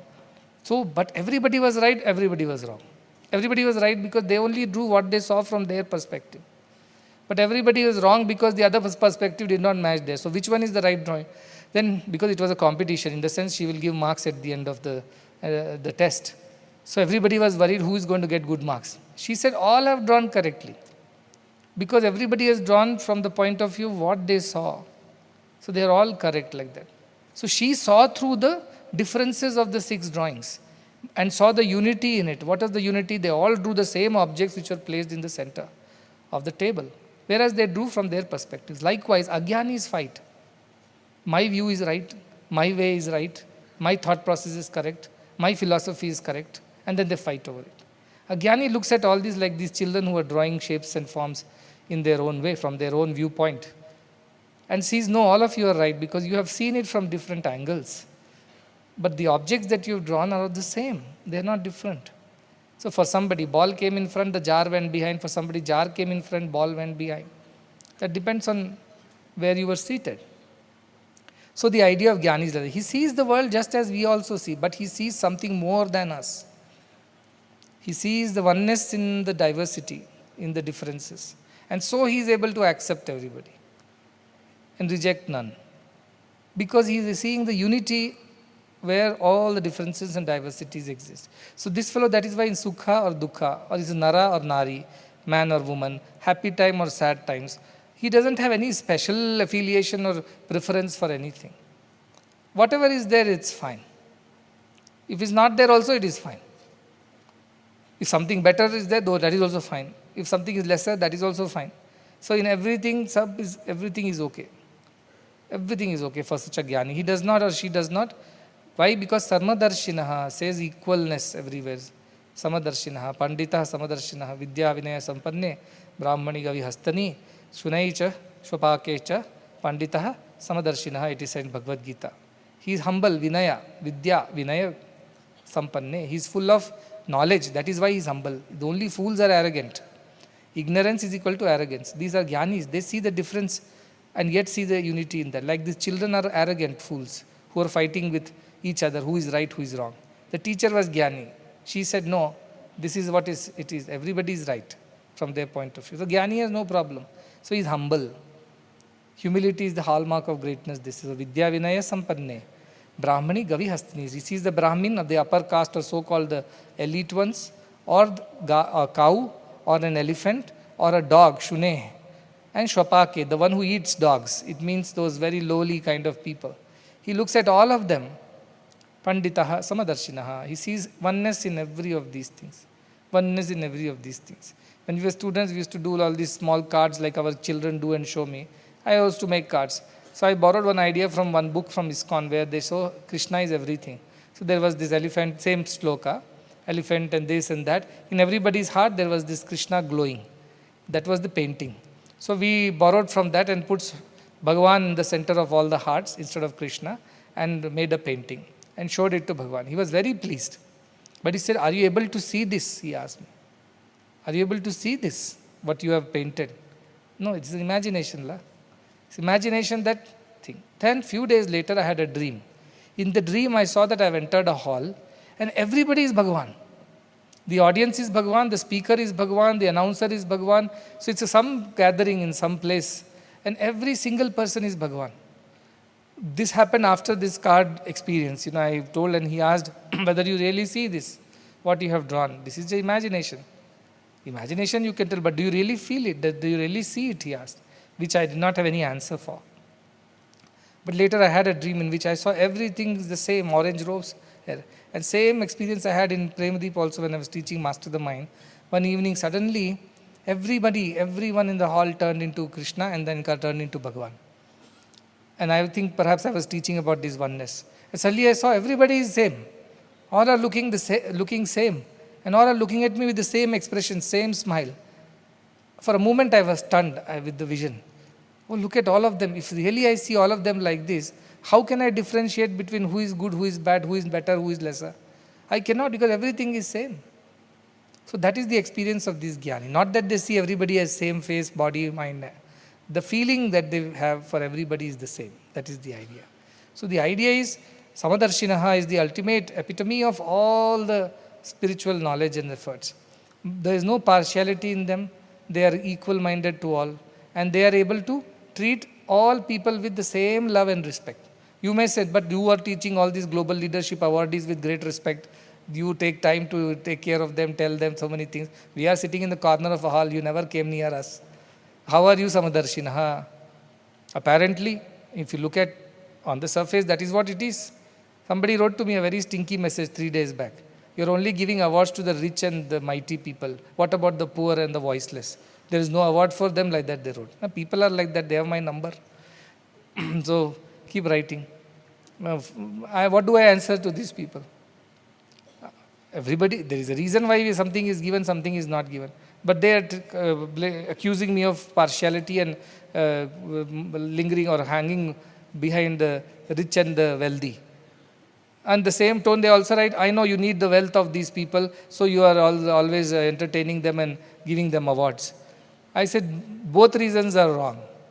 That we are giving awards because there is wealth there, or we are avoiding people who do not have wealth. There is a thought that the institution should recognize people who have done well and done well not just for them, so done well for thousands of people. See, if these people are not there, how will these others will be employed? Then they all will have to be looked after by me and our organization. At least to that extent, the burden has been reduced because they're running the businesses well, ethically, honestly. Of course, they are earning, but at the same time, so many are employed and they're also prospering. How can I just put them down? So, limited mind, Ajnanis come with these ideas. You are partial to few. You are like only few people. You don't like others. These are all their imagination because their perspective is so small. They're seeing it through a very limited lens of their own understanding. Only a Jnani understands another Jnani. What is being done. When these Swamijis come, these great ones come, they immediately understand what is going on. And that is why it is very difficult to understand Jnanis. It's not easy. Because unless you are a Jnani, you cannot understand a Jnani. They don't have partiality in the heart. But they do what needs to be done. And suppose Prime Minister of India comes, you have to be respectful for that. You cannot say, Brahmani, Gavi, Hastini, Shunai, Chashoka, sit down in one of the corners. Can you say this?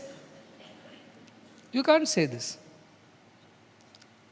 That is a position when you are in the world, as when you are in Rome, be a Roman. You have to behave according to what is necessary. Once Shishya argued with Shankaracharya, you are saying everything is Brahma, everything is divine. Then I and you are also same. Then why should you sit up and why should I sit down? Then he said, in your house, how many women are there? Your mother is also woman, wife is also woman, sister is also woman.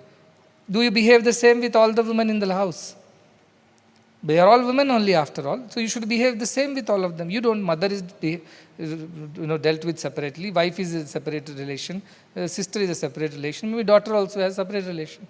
All are women only. But they all have to be treated according to whatever role they are playing. Like that in this world.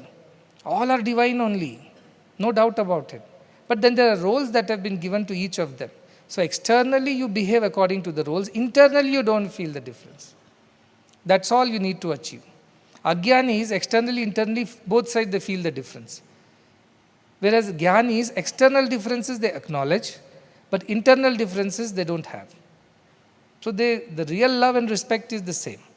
But externally, whatever the protocols are there, behavioral expectations are there, they have to be bothered about.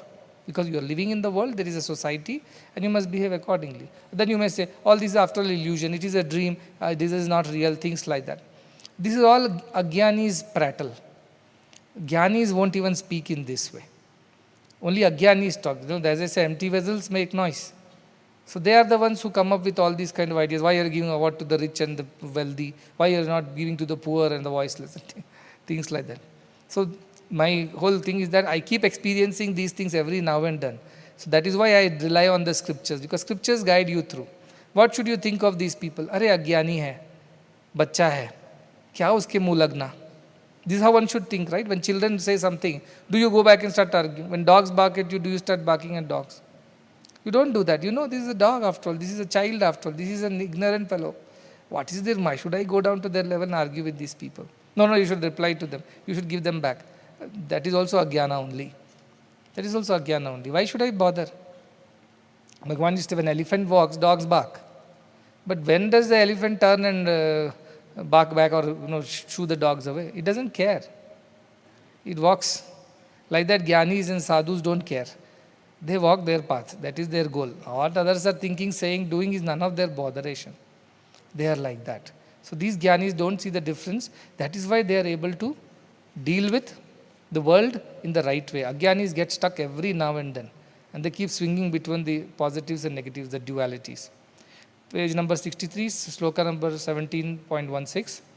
What else Gyanis are like? What else they do? Na himsa naiva karunyam, naudhatyam na cha deenata, naschariyam naiva chakshobha, kshina sansarane nare.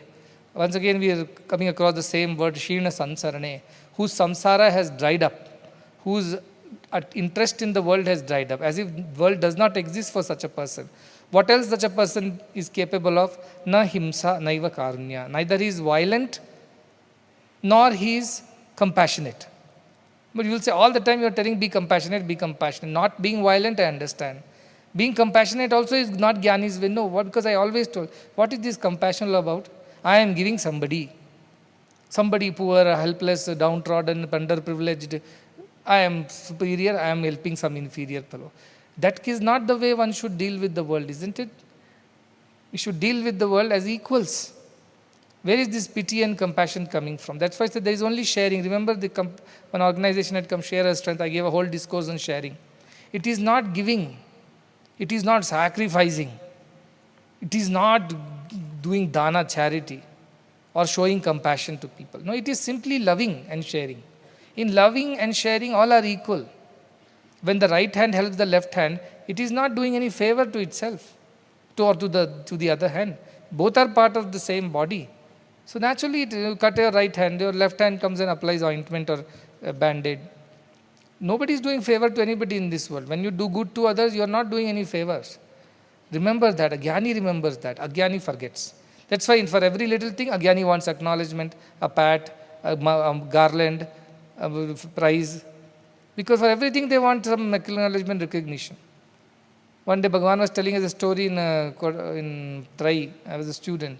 He told there used to be one lady in some Germany or somewhere, he said, who was to come, or Italy, who would go every night and she would cover the people with blankets who were sleeping on the streets, who had no home. She will cover them quietly, she will go and do that. And she will see to that she does it so gently that nobody wakes up and knows that she is the one who is doing. For several nights and she kept on doing this, and nobody knew who is that angel who comes every night and quietly covers them with warm blankets. One day it so happened that one of the person stayed awake to catch hold of who is this person coming. So this lady came by her own way, and then quietly she was serving the people who had no blankets. And this person who was acting to be asleep, he woke up and caught her hand and told, "Oh, you are the one who is giving us all these blankets, and we don't even know who is that. I wanted to know." She said, "What a misfortune that you found out that I was the one who was doing this." Then said, "No, you are so kind." She said, what kindness do I have? God gives to me with both his hands, and I am only giving to you with one of my hands, not with both hands. Means I am not giving enough. That was her pain. So what is there to be known about it? It is actually, I feel bad that I am not giving enough. God is giving so much more to me. This is the attitude of these people. They don't show charity, pity, compassion. They are only sharing what God has given them. They share with others. And there is no higher and lower there. There is no superior and inferior there. There is no privilege and underprivileged there. This is equal between the two. Like two hands are equal to the same body. 2 feet are equal. See, one feet gets hurt, the other feet takes the load. And they don't have to request each other. Can you please bear the weight of the body a little more for today? I am hurting today. Next time I will help you. No such deals. Naturally, the other leg takes the weight. Likewise, these jnanis live with no idea that I have to be violent to somebody because they hurt me, I must hurt them back. Or I have to show compassion and pity and charity to somebody who is lesser privileged. These ideas don't exist in the jnani. That's why all we need to do in this organization is just to love. And love will do everything else. We are not serving patients. We are not serving children. We are loving children. We are loving patients. And that love is doing everything else after that. As patients are getting healed, love is the treatment, then love is the education, love is everything. So just love. If you love, there is no upper and lower. There is no higher and lower. There is no greater and lesser. Love is equal. And that is why the idea of jnana is that they love. They don't do charity and don't show pity. So this idea of karunyam also does not exist. What else does not exist in them? Naudhatyam. Audhatyam means broad-mindedness or large-heartedness or generosity or magnanimity. That doesn't exist in them. What? They are not magnanimous, they are not generous, they are not large-hearted. They are, but they don't feel like one. We do a little charity, as I said, little good to others. Whole day we are singing a song, whistling our way to the school and back. Why? I served one dog, one biscuit from my pocket. Feel good. The feel good thing is also not there in them. Okay, this needed to be done, it has been done. That's it. That whole thing about feeling so elevated and excited and with a halo around your head and all that, nothing happens to these jnanis. They are just doing what needs to be done. That's about it. They don't take the burden of thinking so much and trying to feel good about it and nice about it. Though initially I tell, if you do service, there is a joy in it and the joy will be very addictive. Once you start experiencing that joy, you don't want to trade for lower joys. I would say that these are all the beginners level. Beginners level, yes, you do something for somebody, you feel a beautiful kind of a joy. You feel good that day. Fine, this is the beginning of things. This is not the end of things. The advanced stages, you don't feel any of it things. You just give as it is to be given or do as it to be done. There's no carrying the thought within, oh, I've done this good or I've done that bad. Like remember the two monks, one of them carried the pregnant woman across the river. The other one felt, how could he do that? How could he touch a woman? He has preached not to be near women. He says, I have left the woman there. You are still carrying her in your head. Like that. We do good, good also we carry in our head. Many places I have gone. When we started building our institutions, I told, okay, some extent we need participation of everybody. Like we are building a temple, everybody does a little bit. The first question that, so where are you going to put our name? I told, on my head I'll put your name. So you gave so much. Then people have come down. Can we do $10 contribution? I said, $10? How many $10 will require to build this size?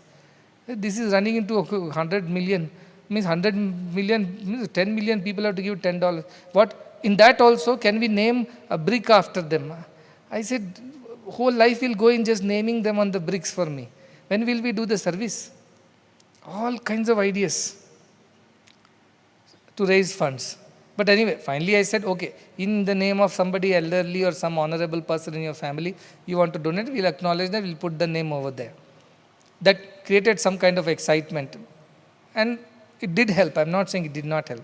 But the truth is that it should have come on its own, saying that, okay, before announcing, also there were people with money to be donated. But they were not donating. The moment I announced there is going to be a name of your father or grandfather or your own name on the bed, immediately the interest increased. Do you think they passed Ashtavakra Gita? No, don't worry, I will still put the names out there. I am not going to remove those. What I have committed, I will stick to that. But the idea, where did that sudden interest come in building the hospital? Because something, some feel-good thing. After a long time later also, my children will come, they will know my father did this. That feeling.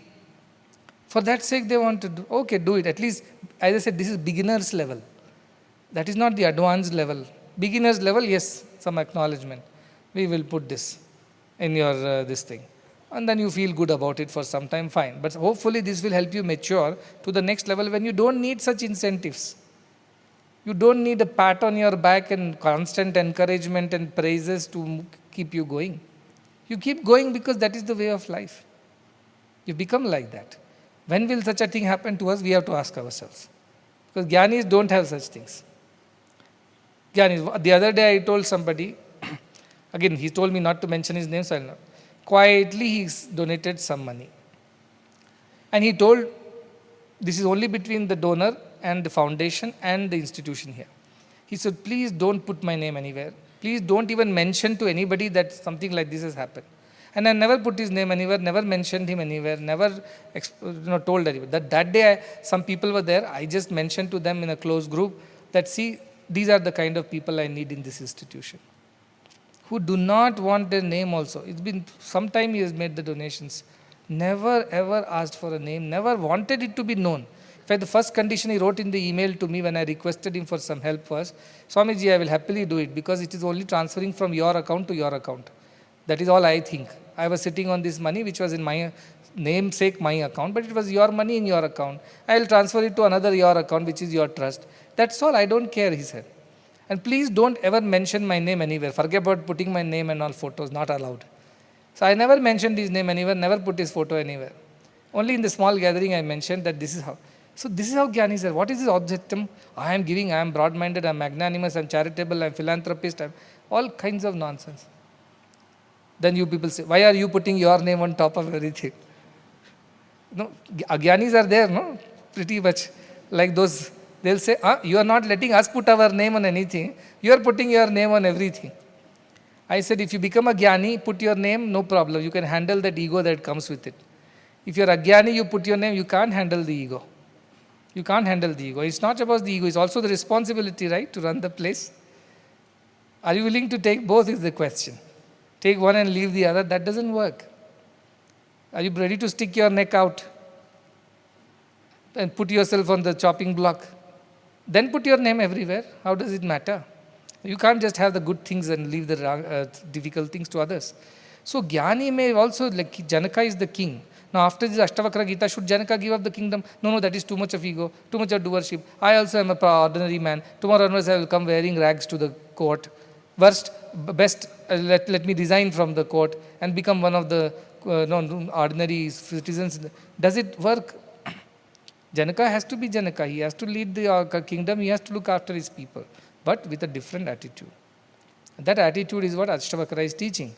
So when next time something happens, don't become violent. You may still kill the enemy because that is necessary. Rama did kill Ravana, but was he violent to Ravana is the question. Was his heart feeling the violence is the question. Hands did what they needed to do, but did the heart feel the violence inside? No.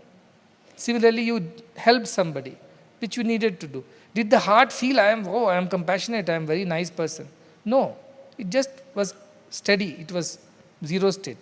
Then when you help somebody and you sacrifice somebody say, did you feel I sacrificed, I am so magnanimous, I am so charitable? No. It was in God's account to God's account. That is the whole concept of these people. It was always God's. When was it mine in the first place? So where is the question of me giving anybody else? That doesn't exist today. Then similarly, nacha dinata. Oh, I am nobody. I am such a petty, silly, papo ham, papamatma ham, papa karma ham. No, that also doesn't exist for these people. I am a sinner. I am a useless fellow. I am good for nothing. I have done no good in my life. These kind of silly, petty, low ideas also don't occur to them. I am what I am. That's it. However God made me, whatever God created me as, I am that. It's like rose has a rose and a thorn also. And thorn cannot keep cursing itself. Why did I become a thorn? I should have been a rose. A thorn was necessary for a rose to be protected. So everybody has a role and they don't feel any lower or higher. Oh, I am not the biggest. I have met people in some of these countries, They're so sad. I said, what happened? I am not the top, whatever, Fortune 500 still. I said, there are, 8 point some billion people on this earth. You are Fortune 600 also is a great thing. Please realize that. But they want to be on the top, the richest man on earth, richest man in our country and the continent. And they are never done. They are suffering every day because they feel like poor people, dinata. They are sitting on, I don't know how many billions, but they feel like they are poor people. Somebody nicely sent me a song, The Miller of the River Dee. Have you gone through that poem? It's a nursery rhyme. There's a miller who runs a mill, which crushes corn and he makes. It's a It's a nice little nursery poem. And there is this king of, this is based in the London. So that king comes and sees this miller is always happy, whistling to himself. And if you can Google and put that poem, I'll be happy. So that miller is happy. What he's doing, he's crushing the corn every day with the help of the river Dee, and then he sells that corn or whatever, he feeds his family, and he's happy within himself. The king says, I am not happy like you. Why am I not happy like you? I am the king after all. You are a poor miller in the town. I am the king. And then he says, my crown is not as good as your hat, what you are wearing and working. So joy is not dependent on these externalities. I've seen billionaires feel that they are still poor and they are not good enough, they are not measuring up to their true potential, and they are not rubbing shoulders with the who's who. That is making them sad. And there are people who get 1 meal a day, they sing the glory of God and sleep happily. Alexander the Great, that story Bhagwan used to tell, he came to India and finally met one naked fakir who was lying under a tree taking an afternoon siesta.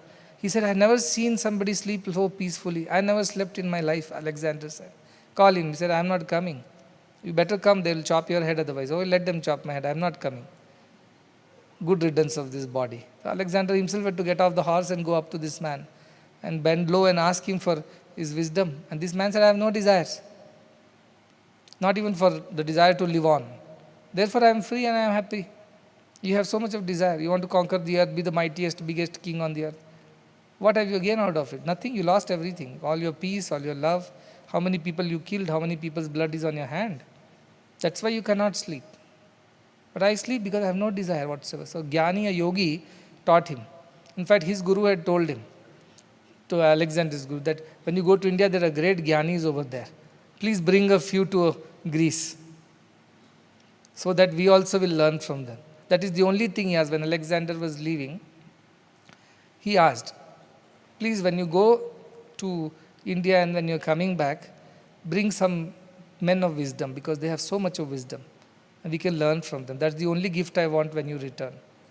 But alas, Alexander never returned. He died halfway because he was so exhausted in the pursuit of more pleasure. So both ways it doesn't exist. Or this idea of magnanimity or the idea of meekness or uselessness, both do not exist in such a person. Nashcharyam naiva chakshovam. They are never surprised. Everything is okay, because we get surprised and shocked also when things are not happening our way or things happen too much more than our expectations. We get very excited. You win a lottery, you suddenly some business deal goes, or you find a good friend or a new wife or something like that. Something gets you exciting. There are no surprises and excitements. Whatever comes, keep it. That's it. They don't pay more attention to that. Then, nachak shobha. If it's lost, they are not troubled. In that situation also, they are perfectly calm. It comes, fine. They, in Hindi, say, ayaram, gayaram, they say. Let it come and go. We don't care. Not care means not from negative point of view, that they are rude, say, insensitive, cold. They don't care because they don't involve themselves emotionally in anything. They only at the surface they show. Because their sagara, Bhavasagara has dried up. So here is the poem. There dwelt a miller hale and bold beside the river Dee. He worked and sang from morn till night, no lark more blithe than he. And this the burden of his song forever used to be. I envy nobody, no, not I, and nobody envies me. And I envy nobody, no, not I, and nobody envies me. Thou art wrong, my friend, said good King Hall, as wrong can be, for could my heart be light as thine, I would gladly change with thee. And tell me now what makes thee sing with voice so loud and free, while I am sad, though I am king, beside the river Dee. The miller smiled and doffed his cap. I earn my bread, quoth he. I love my wife, I love my friend, I love my children three. I own no penny I cannot pay. I thank the river Dee that turns the mill, that grinds the corn, that feeds my babes and me. Good friend, said Hall, and sighed the while, farewell and happy be, but say no more if thou'st be true, that no one envies thee. Thy mealy cap is worth my crown, thy mill my kingdom's fee. Such men as thou are England's boast, O miller of the Dee. That miller of the Dee is so happy, that's the poem.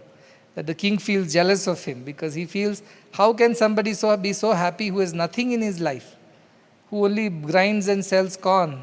And here I am the king of this place and I have no happiness, no joy. So Gyanis are like that. They are happy in their own life. Whatever comes by virtue of their destiny, they accept it, use it, and be done with it. They are not asking anything. They are not these beggars who go to temples, make offerings and sign business deals with God. You are this much percentage, mine is this much percentage. Let us do business.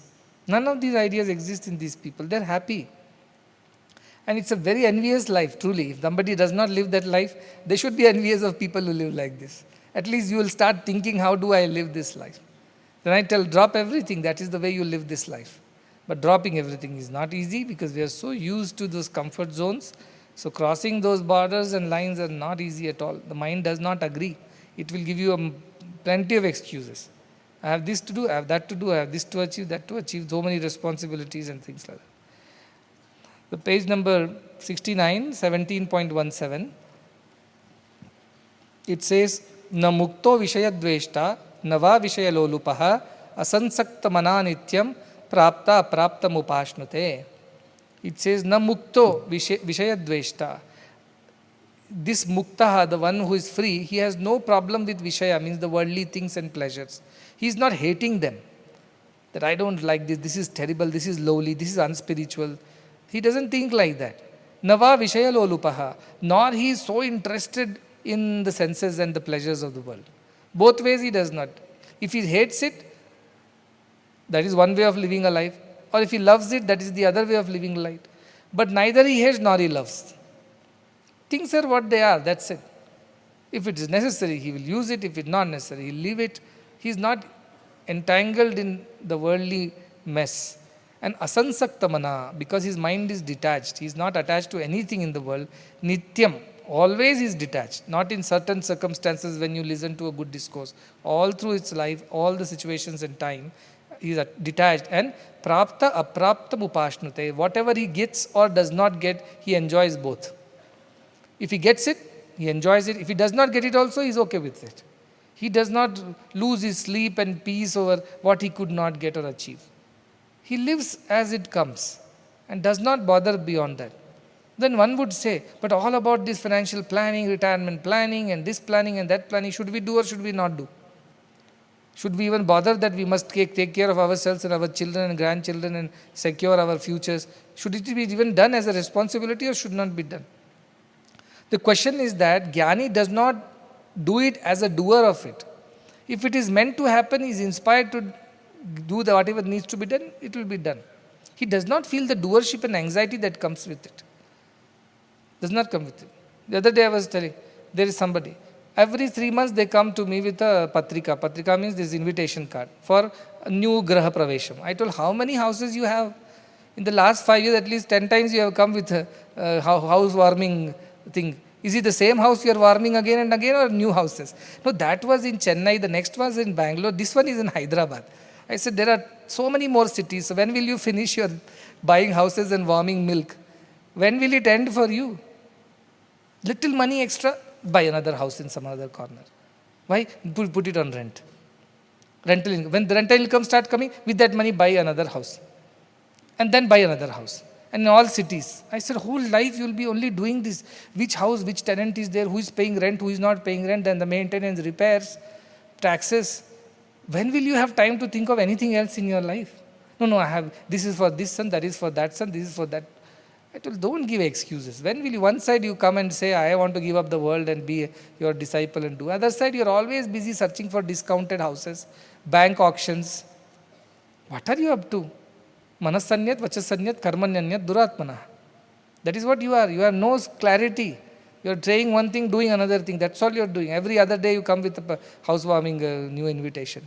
I told, don't come to me another time, please. This is not what I am here to bless your umpteen number of houses that you keep buying like tomatoes in the market. What is this? If you have money, do something good with it. Retirement planning. I told, Perhaps you won't even reach the retirement age. With this much stress, you will die very soon. Counting how many houses in how many places, and who is paying rent, who is not paying rent. This is what they get so attached to things that they just can't think differently, or they start hating. The other side is, I've given up everything. There was one person there in Puttaparthi.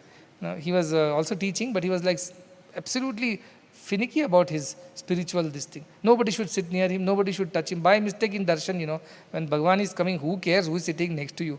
You try to move places and try to have darshan. Touch him and that's it. You'll get 1 hour lecture on why did you touch him. And children, boys, and they don't realize these things. But he's very, very touchy about it. So both extremes.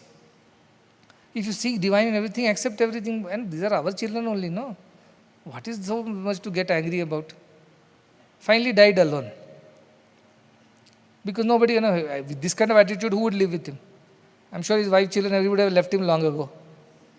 Such people only come and join ashrams. Because anyway, they have nowhere to go. I'm seeing applications which are coming for this Q block and all, no? I'm seeing, I do dig into the application as, what is the background?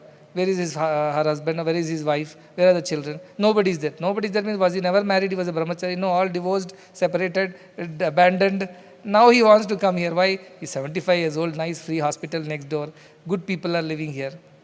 Why it happened to him? Because of this kind of either Vishaya Lolupa or Vishaya Dveshta. At some point I'm so fond of wife, children, money. Another time I don't like anybody, I hate everybody. That is why they have dumped everybody. And now they want to come. Tomorrow they'll hate me also. Today they like me. Tomorrow they'll hate me also because their nature is this. So they are very dangerous people. I said, don't give accommodation to such people. Later it will become a problem for us. For every little thing they'll start calling my phone. Water is not coming, electricity is not working, people have not come to fetch me, I am not able to go out, this I need, that I need, I'll have to deal with all this nonsense. Please don't put these people in the ashram. So the idea, there are people like that. Then asansakta mana, those who are detached, they are not bothered. What comes, fine. What does not come, also fine. Karna fakiri, to kya dilgiri, sada magan mein rehna ji. Koi din hathi, to koi din ghoda, koi din paidal chalna ji. That's all is life of these people. Meera bhajan this is. And one story, again, our Narasimhamurthi's story is there. It seems once they went to, where did you go with Narayan Bhatt to, where you saw a young couple sitting? Gomateshwara, he went for some, with Narayan Bhatt it seems. He was a young man, full of ideas of do's and don'ts, rights and wrongs, spiritual and worldly. So that time I believe when they were coming down, there were a lot of young couples, they go and all these tourist places and hang around there. So when they are coming down, our Narasimhamurthy looked at it and then turned his gaze away, saying how horrible this is like that. Then Narayan Bhatt asked him, it seems, what is that you think about those two people sitting there, the boy and the girl, the young man and the woman? He said, horrible this is. How can they be like that? Then he said, why can't you see Radha and Krishna in them? That is what Narayan Bhatt told him. The fault is not with the world. The fault is with your vision. Yatha drishti, tatha srishti. You could have seen Radha and Krishna and not hated them. But you are carrying so much of negative and hatred for them today, which is not unnecessary. Whoever they are, let that be. But you can be yourself, right? You can be right. Let the world be wrong. What can you do about it? You can always be right. You could have seen it with a different vision. But no, this idea. I hate this, I love this. That should go away. Many of our students get confused because I also give so much attention to the married people. They have their children. Some people have got married with my blessings. They are having children. The other people think, which is the better way? Seems like he is giving attention to them also. Actually, they are getting a lot of attention. We are sitting here doing all the seva, all the sacrifice. We don't get any attention. So maybe it's better to shift the other side. I told not, it's not like that. What is written in their fate, that is will happen to them. Vishwamitra, Rama didn't say, I want to go and marry Mother Sita. This Vishwamitra unnecessarily took him all the way. Paid him walk all the way to Mithila. And got him married to Mother Sita, knowing fully well that this marriage is not going to last. In fact, this is going to be a troublesome marriage. He'll get into rough waters very soon. And everybody will be separated and suffer the whole life. Despite that, Vishwamitra got them married, right? That is the idea. That Guru is doing something based on the destiny of the people. He knows what is right, what is wrong for them. It does not mean everybody's destiny is the same. In fact, to me, in Hindi, there is a proverb, Shadi ka laddu, jo khaye pachtaye, jo na khaye, wo bhi pachtaye. So you don't know which way to go. If you eat the laddu also, you will suffer. If you don't eat also, you will suffer. You have not eaten. If you marry, you will anyway suffer. If you don't marry, you will suffer with the idea that why did I not marry? So what should I do? The dilemma of life. To be or not to be. That is the question. So leave it to the Guru, I keep saying. Leave it to God. Because we are very poor in understanding our own selves. What do we know about ourselves? Our mind keeps changing every other day. What you were 6 years ago, you are not the same person now. What is the guarantee 6 years later you will be the same? So who will marry you with such unpredictability? That is why marriages fall apart. Because life is unpredictable. People are unpredictable. Loyalty, lifelong commitment, all these are things of today. They may not exist tomorrow. And all these happy endings to these movies is not the real life. Things are practical, things will happen. One song is there, छोड़ दे सारी दुनिया किसी के लिए, ये मुनासिब नहीं आदमी के लिए. प्यार से भी ज़रूरी कई काम है, प्यार सब कुछ नहीं ज़िंदगी के लिए. It means to give up the world for somebody's sake by falling in love. It is not practical, it is not possible, the song says. And प्यार से भी ज़रूरी कई काम है. There are many things to do other than just falling in love every now and then. And प्यार सब कुछ नहीं ज़िंदगी के लिए. This kind of worldly love is not everything in life. Realize that. When I heard that song, I felt this is such an antithesis to all the cinema songs that come, where everybody seems to be committing, like whatever happens, I will always be with you, and in not only this birth, 7 births from now also I'll be with you. When such songs are coming, suddenly a sadistic song came like this. But it caught my ears, because anything unique or different always catches my attention. So that is how it caught my ears. Oh, what a wonderful song.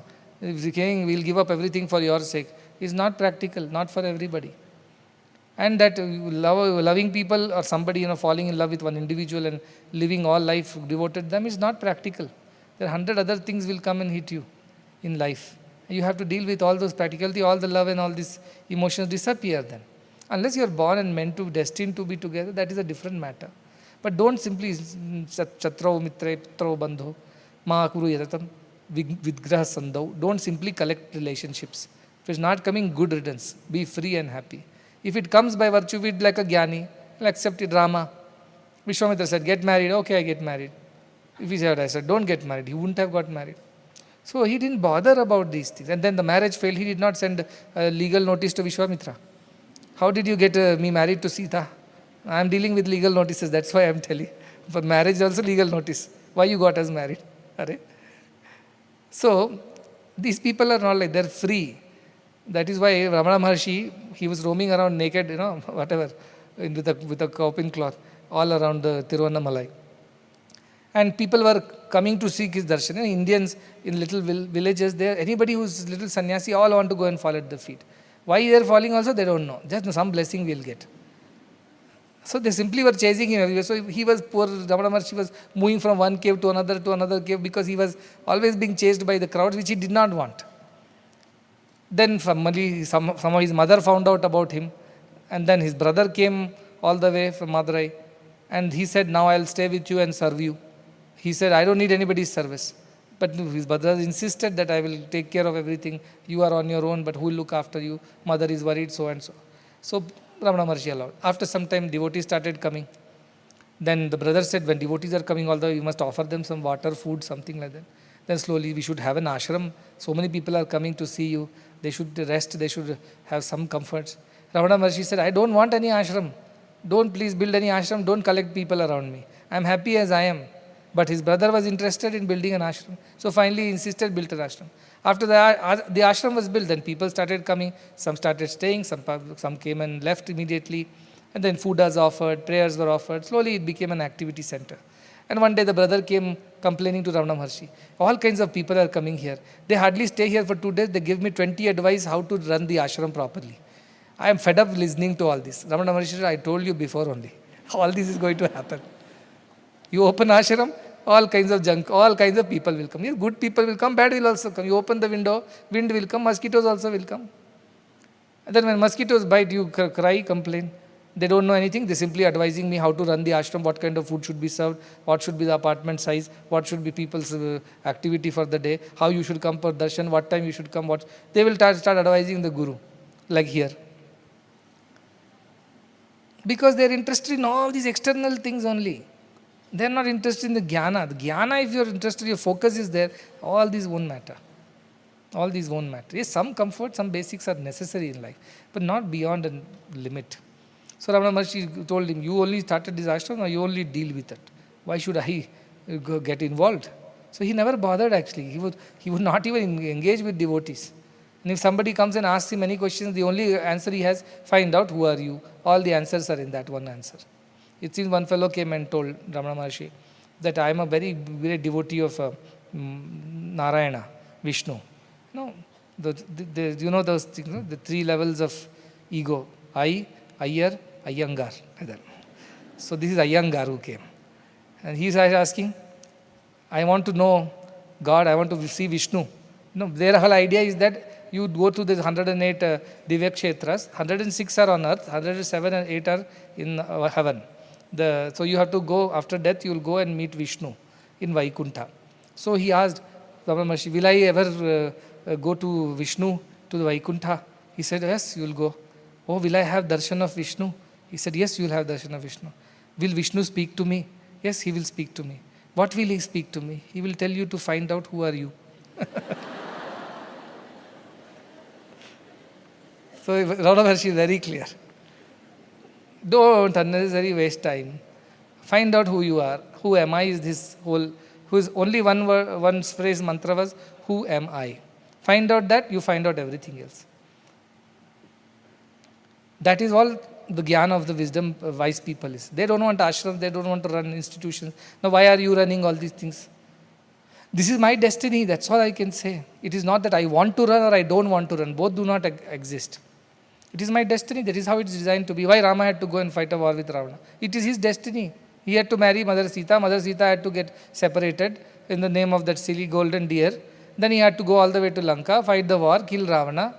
That was his destiny. He had to fulfill his destiny. This is my destiny. So am I happy about it or am I sad about it? Both do not exist. It is what it is, that's it. It needs to be done, it will be done. If it does not need to be done, it will not be done. So they are free from this dveshta or lolupaha. Both do not exist. Whatever comes by virtue of their things, they are happy. And if it doesn't come also, they are okay. So this kind of mindset is of that of Jnani. I want to finish this chapter, so listen up. Then there's the shloka number 18, which says, Samadhana asamadhana hita ahita vikalpanaha shunya chitto na janati kaivalyam iva samstitaha.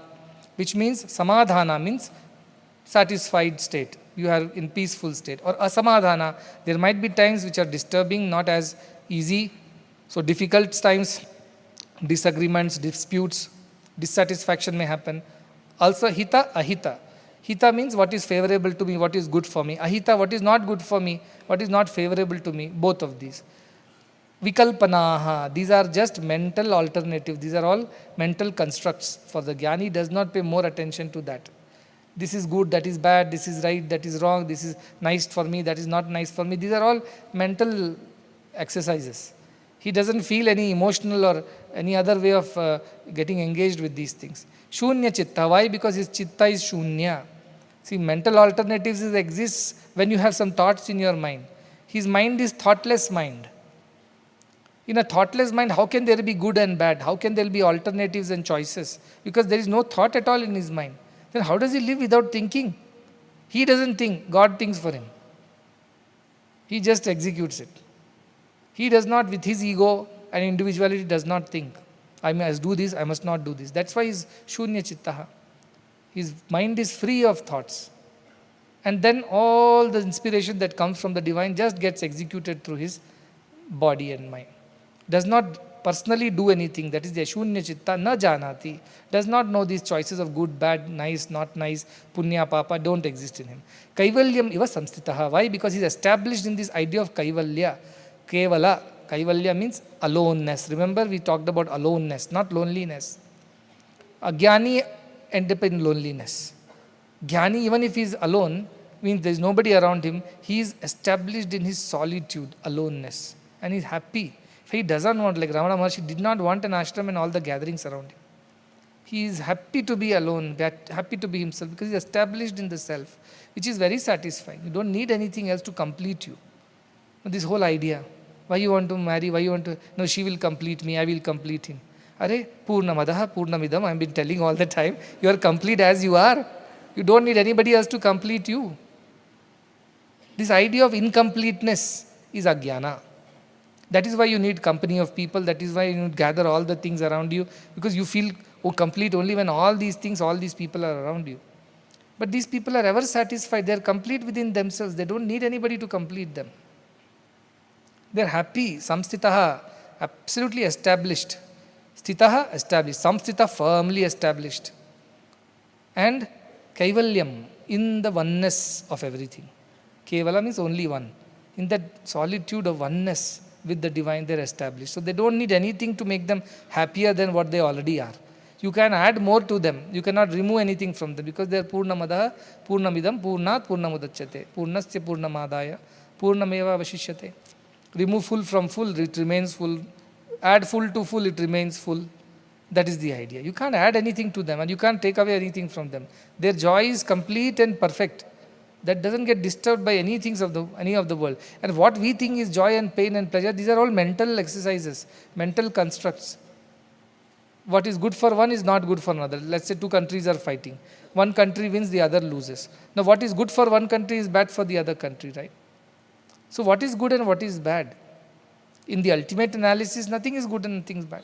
This soldier dies for his country, that soldier dies for his country. Both have killed each other. Who is right, who is wrong? Very difficult to say. Both are patriotic. Both are fighting for their people, their rights. So what was the Jnani? How will he take sides is the question. Can't take sides. So the idea is that the Jnani is complete. Supreme solitude is his nature and he is always established in that. He does not need anybody else to complete him or make his situation any better. He is always in the best place and best situation. And that's why they like being alone. Because they don't want this unnecessary chatter of worldly people, this ignorance. But worldly people, you see, 4 people get together, how much they talk? Continuously, loose mouth. They scandalize people, they gossip, they spread rumors. This is all their nature is. They are interested in all these things. You go to my marriages, see all these women who get together on one side and men on the other side. What do they talk? They are discussing Brahmagyana. How much dowry? What is the weightage gold? What all is come from the bride side? What is the groom side? Unnecessary gossips.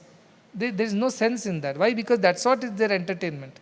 But these people are fully entertained within themselves. They don't need anybody else to entertain them and make them happier.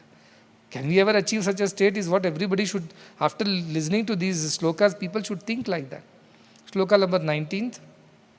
On 78th page, which says, Nirmamo nirahankaro na kinchit iti nishchitaha antargalita sarvashaha kurvannapi na lipyate. This idea that while he does, he is not bound by doing. Kurvannapi na lipyate. Lipyate means bound. Kurvannapi means while doing also. So they act. They are very busy. They are doing everything that is needed to be done, but they are not bound by any of their actions or the reactions that come out of it. Because they are just executing the divine will, expressing the divinity. It is no ego. Why? Nirmamo nirahankara. This is the reason why they are not bound. Nirmama means no attachment. Nirahankara means no ego. I and mine does not exist in them. Everything is his only. Yesterday also we heard, I to we to he is the journey. That I and mine does not exist in them. Everything belongs to everybody, or best, it all belongs to God. From my account to my account. That is the idea. They don't think beyond that. So, and they completely believe kinchit ati, na kinchit ati iti nishchitaha. Completely, firmly believe that there is no ego and there is no attachment for me. Everything is divine. Antargalita sarvasha, all their asha, all their desires are fully dissolved away. Antargalita, inside them. Outside desires, you may restrain from because of social pressures or other code of conduct. But inside you can still secretly desire for things. These people don't have any secret desires. There is no desire in them. Their minds are empty. So, antargali sarvasha kurvanna. Such people, when they act in the world, they are not bound by the world. Ishavasya Upanishad also says like that. Kurvan neveha karmani jijivshe chatam samaha evan tvai nanya tosti na karma lipyate nare. The one who lives with instructions of Ishavasya Upanishad. What is this? Tena tyaktena bunjita ma agudha kasya svidharam. Sacrifice and consume. Do not steal another person's wealth. Remember that? The one who lives like that, what happens? Even if they live for 100 years, Shatagum Sama, 100 years also they live, they are not bound. Kurvan napina lipyate. While acting in the world also, they are not bound. Why? They are always sacrificing things for others' sake. Sacrificing means they don't feel it belongs to them in the first place. And they don't take another person's wealth means they don't take more than what they need. They live for today. They do not plan 100 years from now and accumulate and amass things. That doesn't occur to them. They're happy, free. That kind of life is a blessed life. In that whole, this idea, mera kya, mujhe kya, this doesn't exist. Mera kya means what will I get out of it? If nothing I get out of it, mujhe kya, why should I bother? These ideas don't exist. They work all day, all night for the sake of others, not for themselves. A beautiful shloka comes from Vrigadrishya Viveka. It says, Dehabhimanam galite, Vijnate Paramatmani, Yatra Yatra Manoyati, Tatra Tatra Samadhayaha. Once your body consciousness is I and mind is dissolved, and you have realized the self, Vijnate Paramatmani, Yatra Yatra Manoyati, wherever your mind goes, you experience Samadhi only. Means equal-mindedness. Like this Antargalita Sarvashaha. All the desires have disappeared, dissolved away. Therefore, there is nothing to crave for, nothing to desire for. Yet you act because you are destined to do that. That's it. They just obey their destiny as divinely ordained. They follow without any complaints and cries.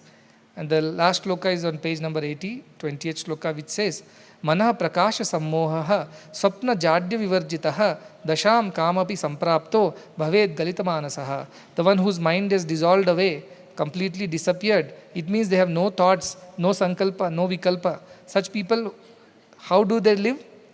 They live like this. Manaha prakasha sammoha swapna jadya vivarjita. They are free from all these things. What is this?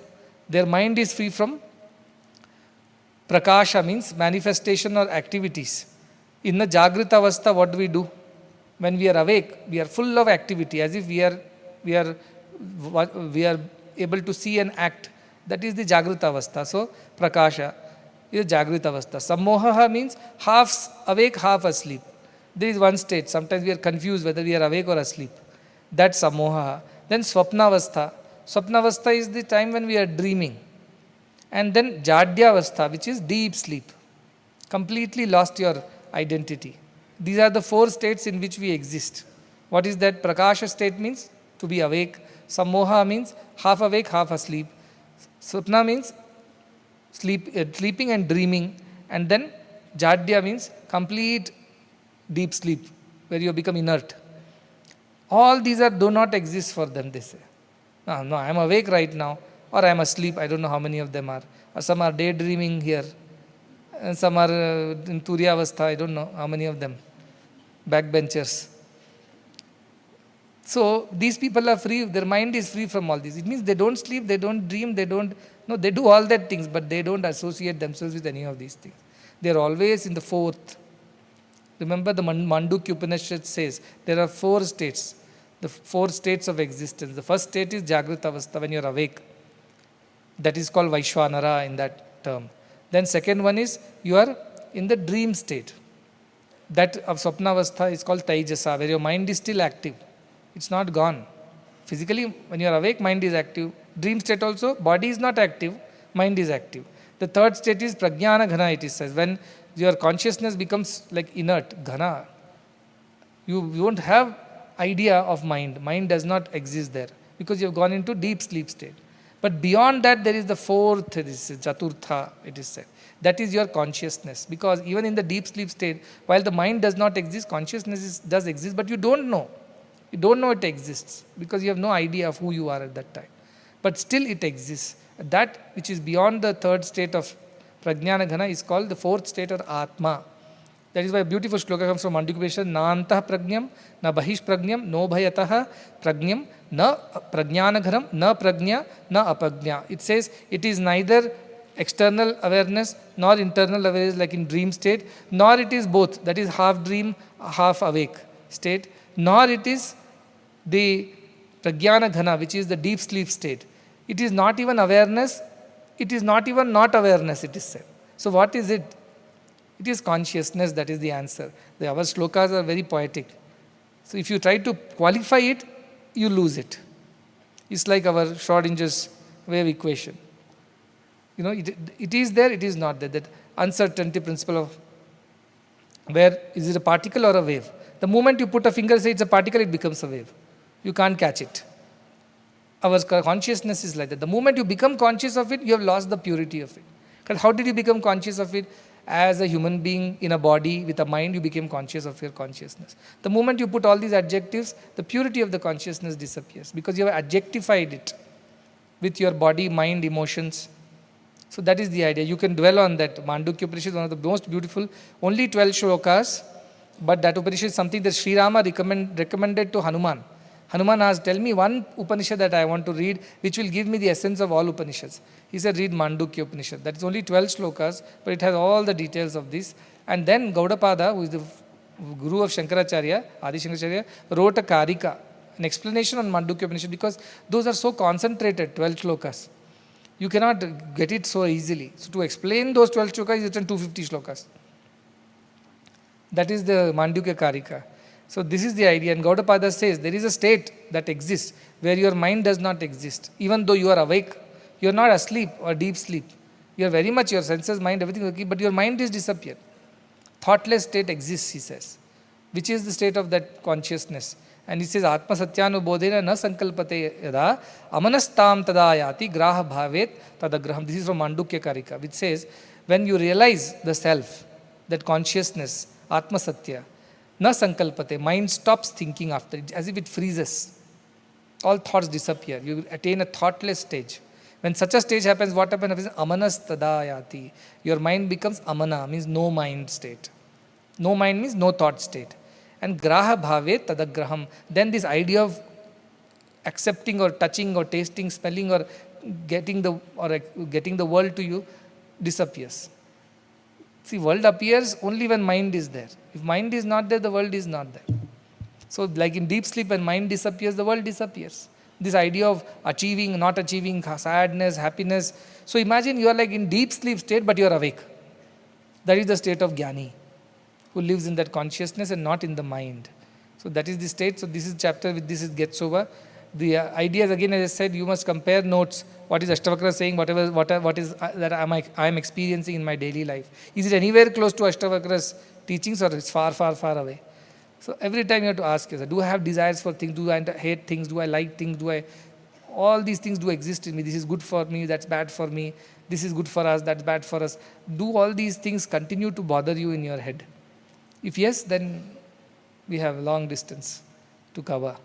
I came late because I went to do puja to a Dhanvantari statue which has been installed over there. On ground it was looking so huge. Now if you look at it, it looks like a small toy on top of it. Isn't it? Everything is perspective. This world is such an illusion. Such an illusion. What looks big down looks so small on top. And then we had some puja there, and then of course I went and saw the preparation for the OTs and other things in downstairs. Yeah, we still have a lot of work to do. Bharat says that in 3 days I will show you magic. I'll transform the whole place in 3 days, he says. But that's not as important. What Bharat said was, this building has built itself, he keeps repeating. We are just incidental. It's happening on its own. Swayambhu is what he called, as if it's emerged on its own. Why he thinks so? Because he does not feel the doership and the burden that comes with the doership. He says it is happening on its own. No, it's not happening on its own, I know. People are working, planning, they're putting so many hours behind it. But it feels as if it's happening on its own. Why? You don't feel the burden of doership. That is how it is happening on its own. He was mentioning that. And that is because I taught him Ashtavakra in 2020. He says that is now become so useful. That is why we are able to smile through all these challenges and not perturbed and disturbed. And even if little disturbance happens, we are quickly able to regain our composure and continue what needs to be done. Keep calm. Because 200 vendors are working. Discussions, debates, arguments is going to happen, bound to happen. Blame game will happen. But staying calm through the whole thing, not only saying the whole team is a joy to work with. Everybody's become like that. Vidyanagari I was mentioning, right? You do but you are not doing. You enjoy but you are not enjoying. So that claim that I did it, and imagine if it was some other company which has done this, the managers will take so much of credit proudly. Nobody wants any credit over here. Fine, whatever is happening is happening. But don't worry, I will still put your names on the hospital beds, okay? That I committed to. But next time, that should not be our attitude towards doing things. Our attitude be, if I have, why you should not have given without my asking? Even otherwise, you should have given, right? Why I have to offer this? That was my trap, and I caught all of you in that. I found out how many are swimming naked, as they say, when the waters go down. That should not be our attitude. It should be anyway be our offering. If it is coming from our heart, we should offer. Name, no name, doesn't matter. But fine, for setting an example for another generation, let it be so. Okay, with that, we close this chapter and we'll see how many more chapters we can do. Probably next chapter is 100 shlokas. So I will just pick up some cherry picking. A few good shlokas we will do. The rest you can read for yourself. Okay. Okay, we'll avoid the song or we should sing the song? How much time will it take? Okay, sing Bhajagovindam Gala. Okay.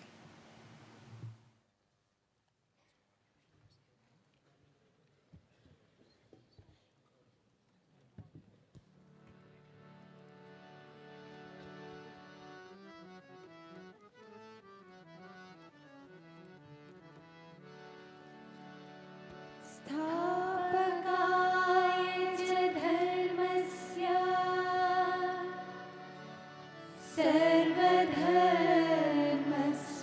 सर्वधर्मस्वरूपिणे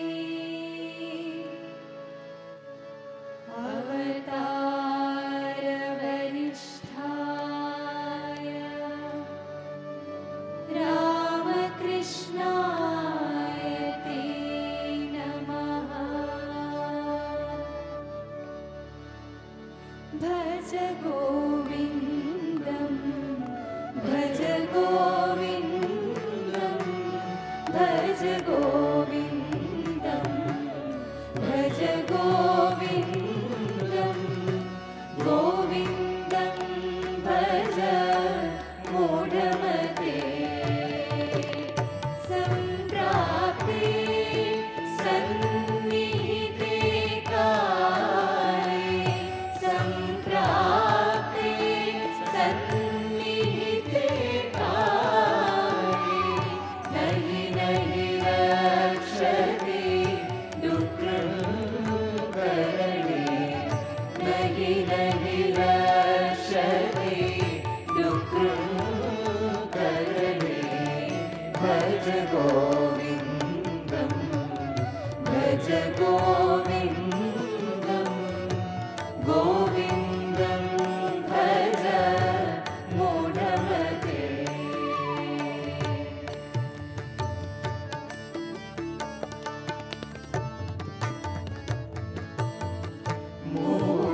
मूढजरीः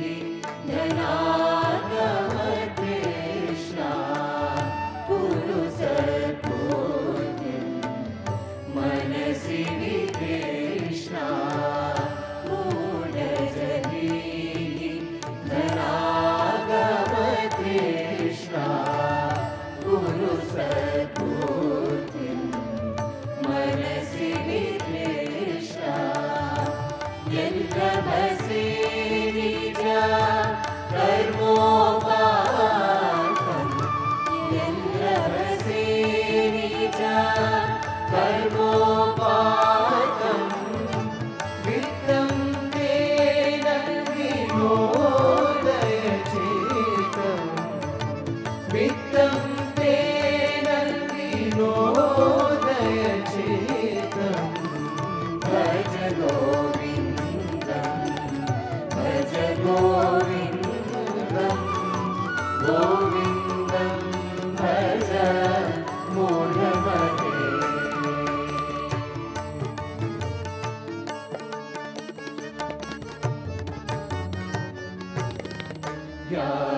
यावद्वित्तो पाचनसक्तः तावन्निज परिवारो रतः। यावद्वित्तो पाचनसक्तः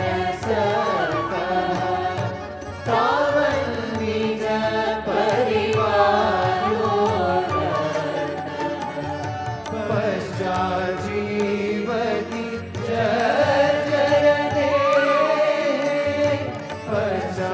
जीवति जय वाता कोऽपि न पृच्छति वाता कोऽपि न पृच्छति भज गोविन्दं भज गोविन्दं गोविन्दं भज गुणवते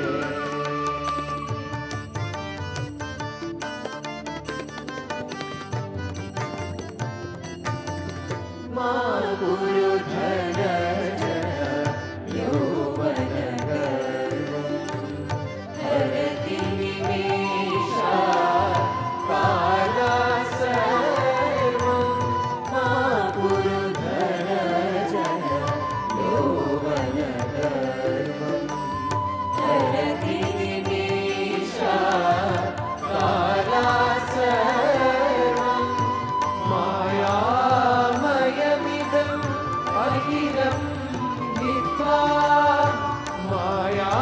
मायामयमिदम् अखिलं हित्वा ब्रह्मपदं त्वं प्रविश विदित्वा ब्रह्मपदं त्वं प्रविश विदित्वा भज गोविन्दं भज गोविन्दं गोविन्दं भज गुणवते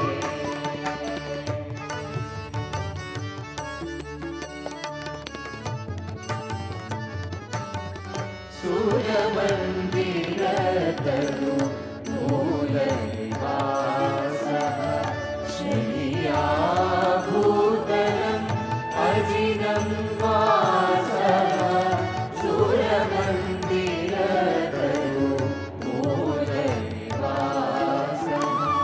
शय्याभूतलम् अजिनं वासः सर्वपरिकरः भोगत्यागः सर्वपरिकरः भोगत्यागः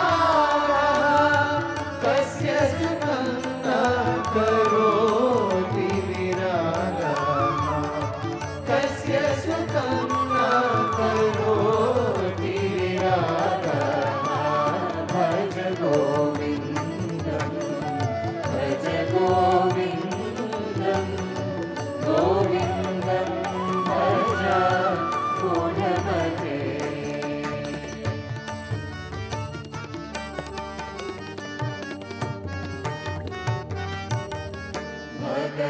भगवद्गीता विंशितगीता गङ्गाजललव कणिका पीता भगवद्गीता विंशितगीता गङ्गाजललव कणिका पीता सकृदप्रियेण मुरारि समक्षा सकृदप्रियेण मुरारि समक्षा प्रियते तस्य यमेन न चर्चा प्रियते तस्य यमेन न चर्चा भज गोविन्दं भज गोविन्दं भज गोविन्दं भज गोविन्दं भज गोविन्दं भज गोविन्दं गोविन्दं भज गुणवते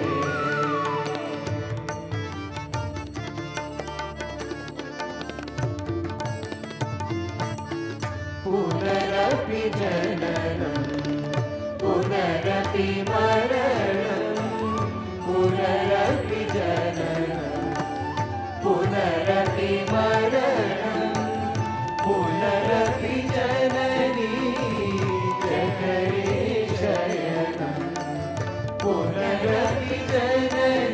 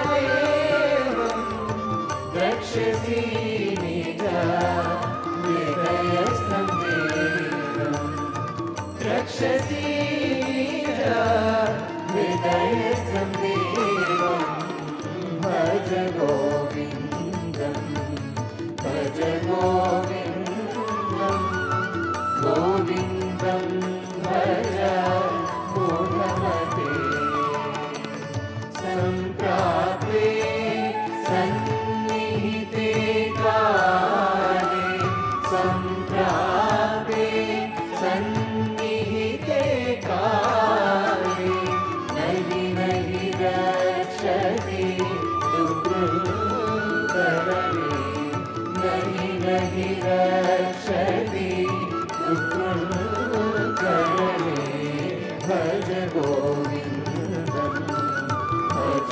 गोविन्दं गोविन्दं भज मूढमते गोविन्दं भज मूढमते गोविन्दं भज मूढमते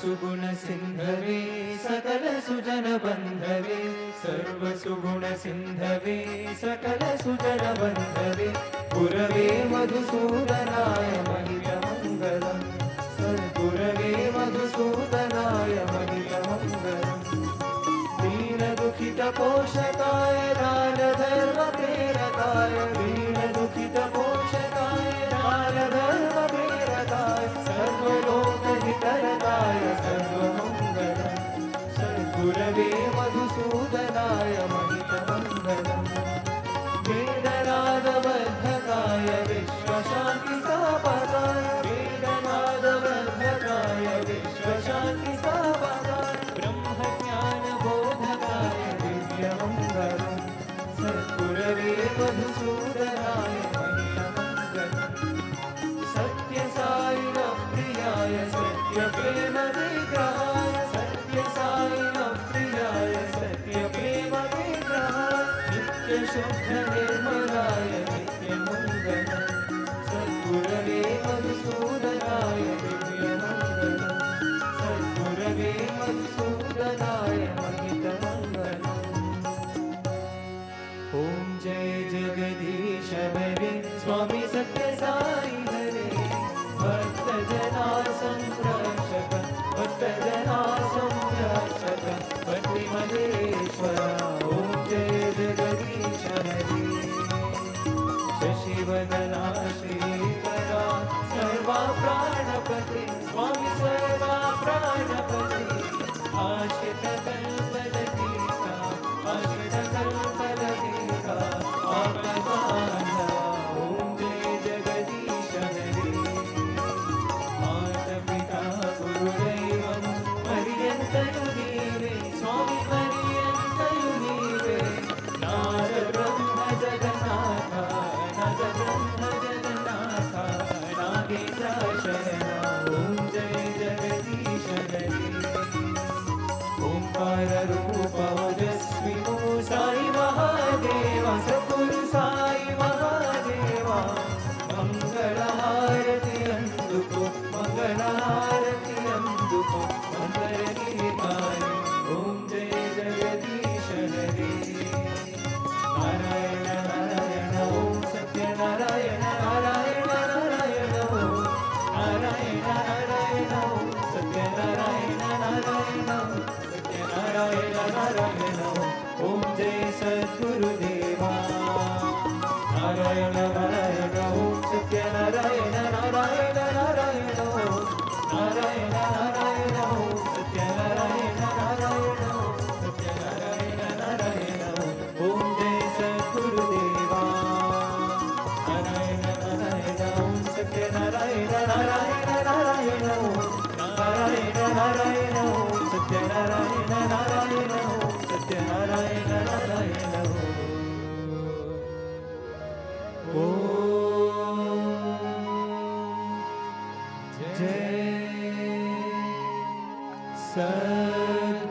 सद्गुरुदेवा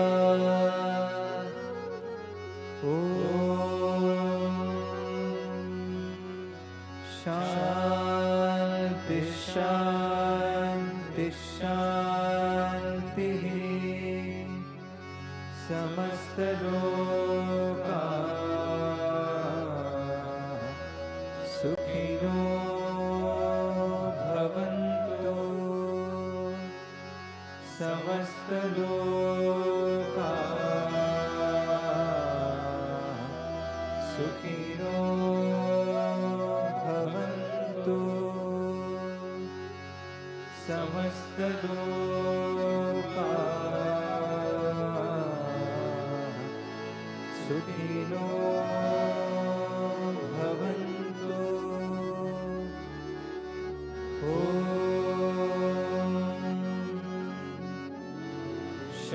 शांति शांति शांति जय बोलो भगवान श्री सत्य साई बाबा जी की जय जय बोलो सद्गुरु श्री मधुसूदन साई जी की जय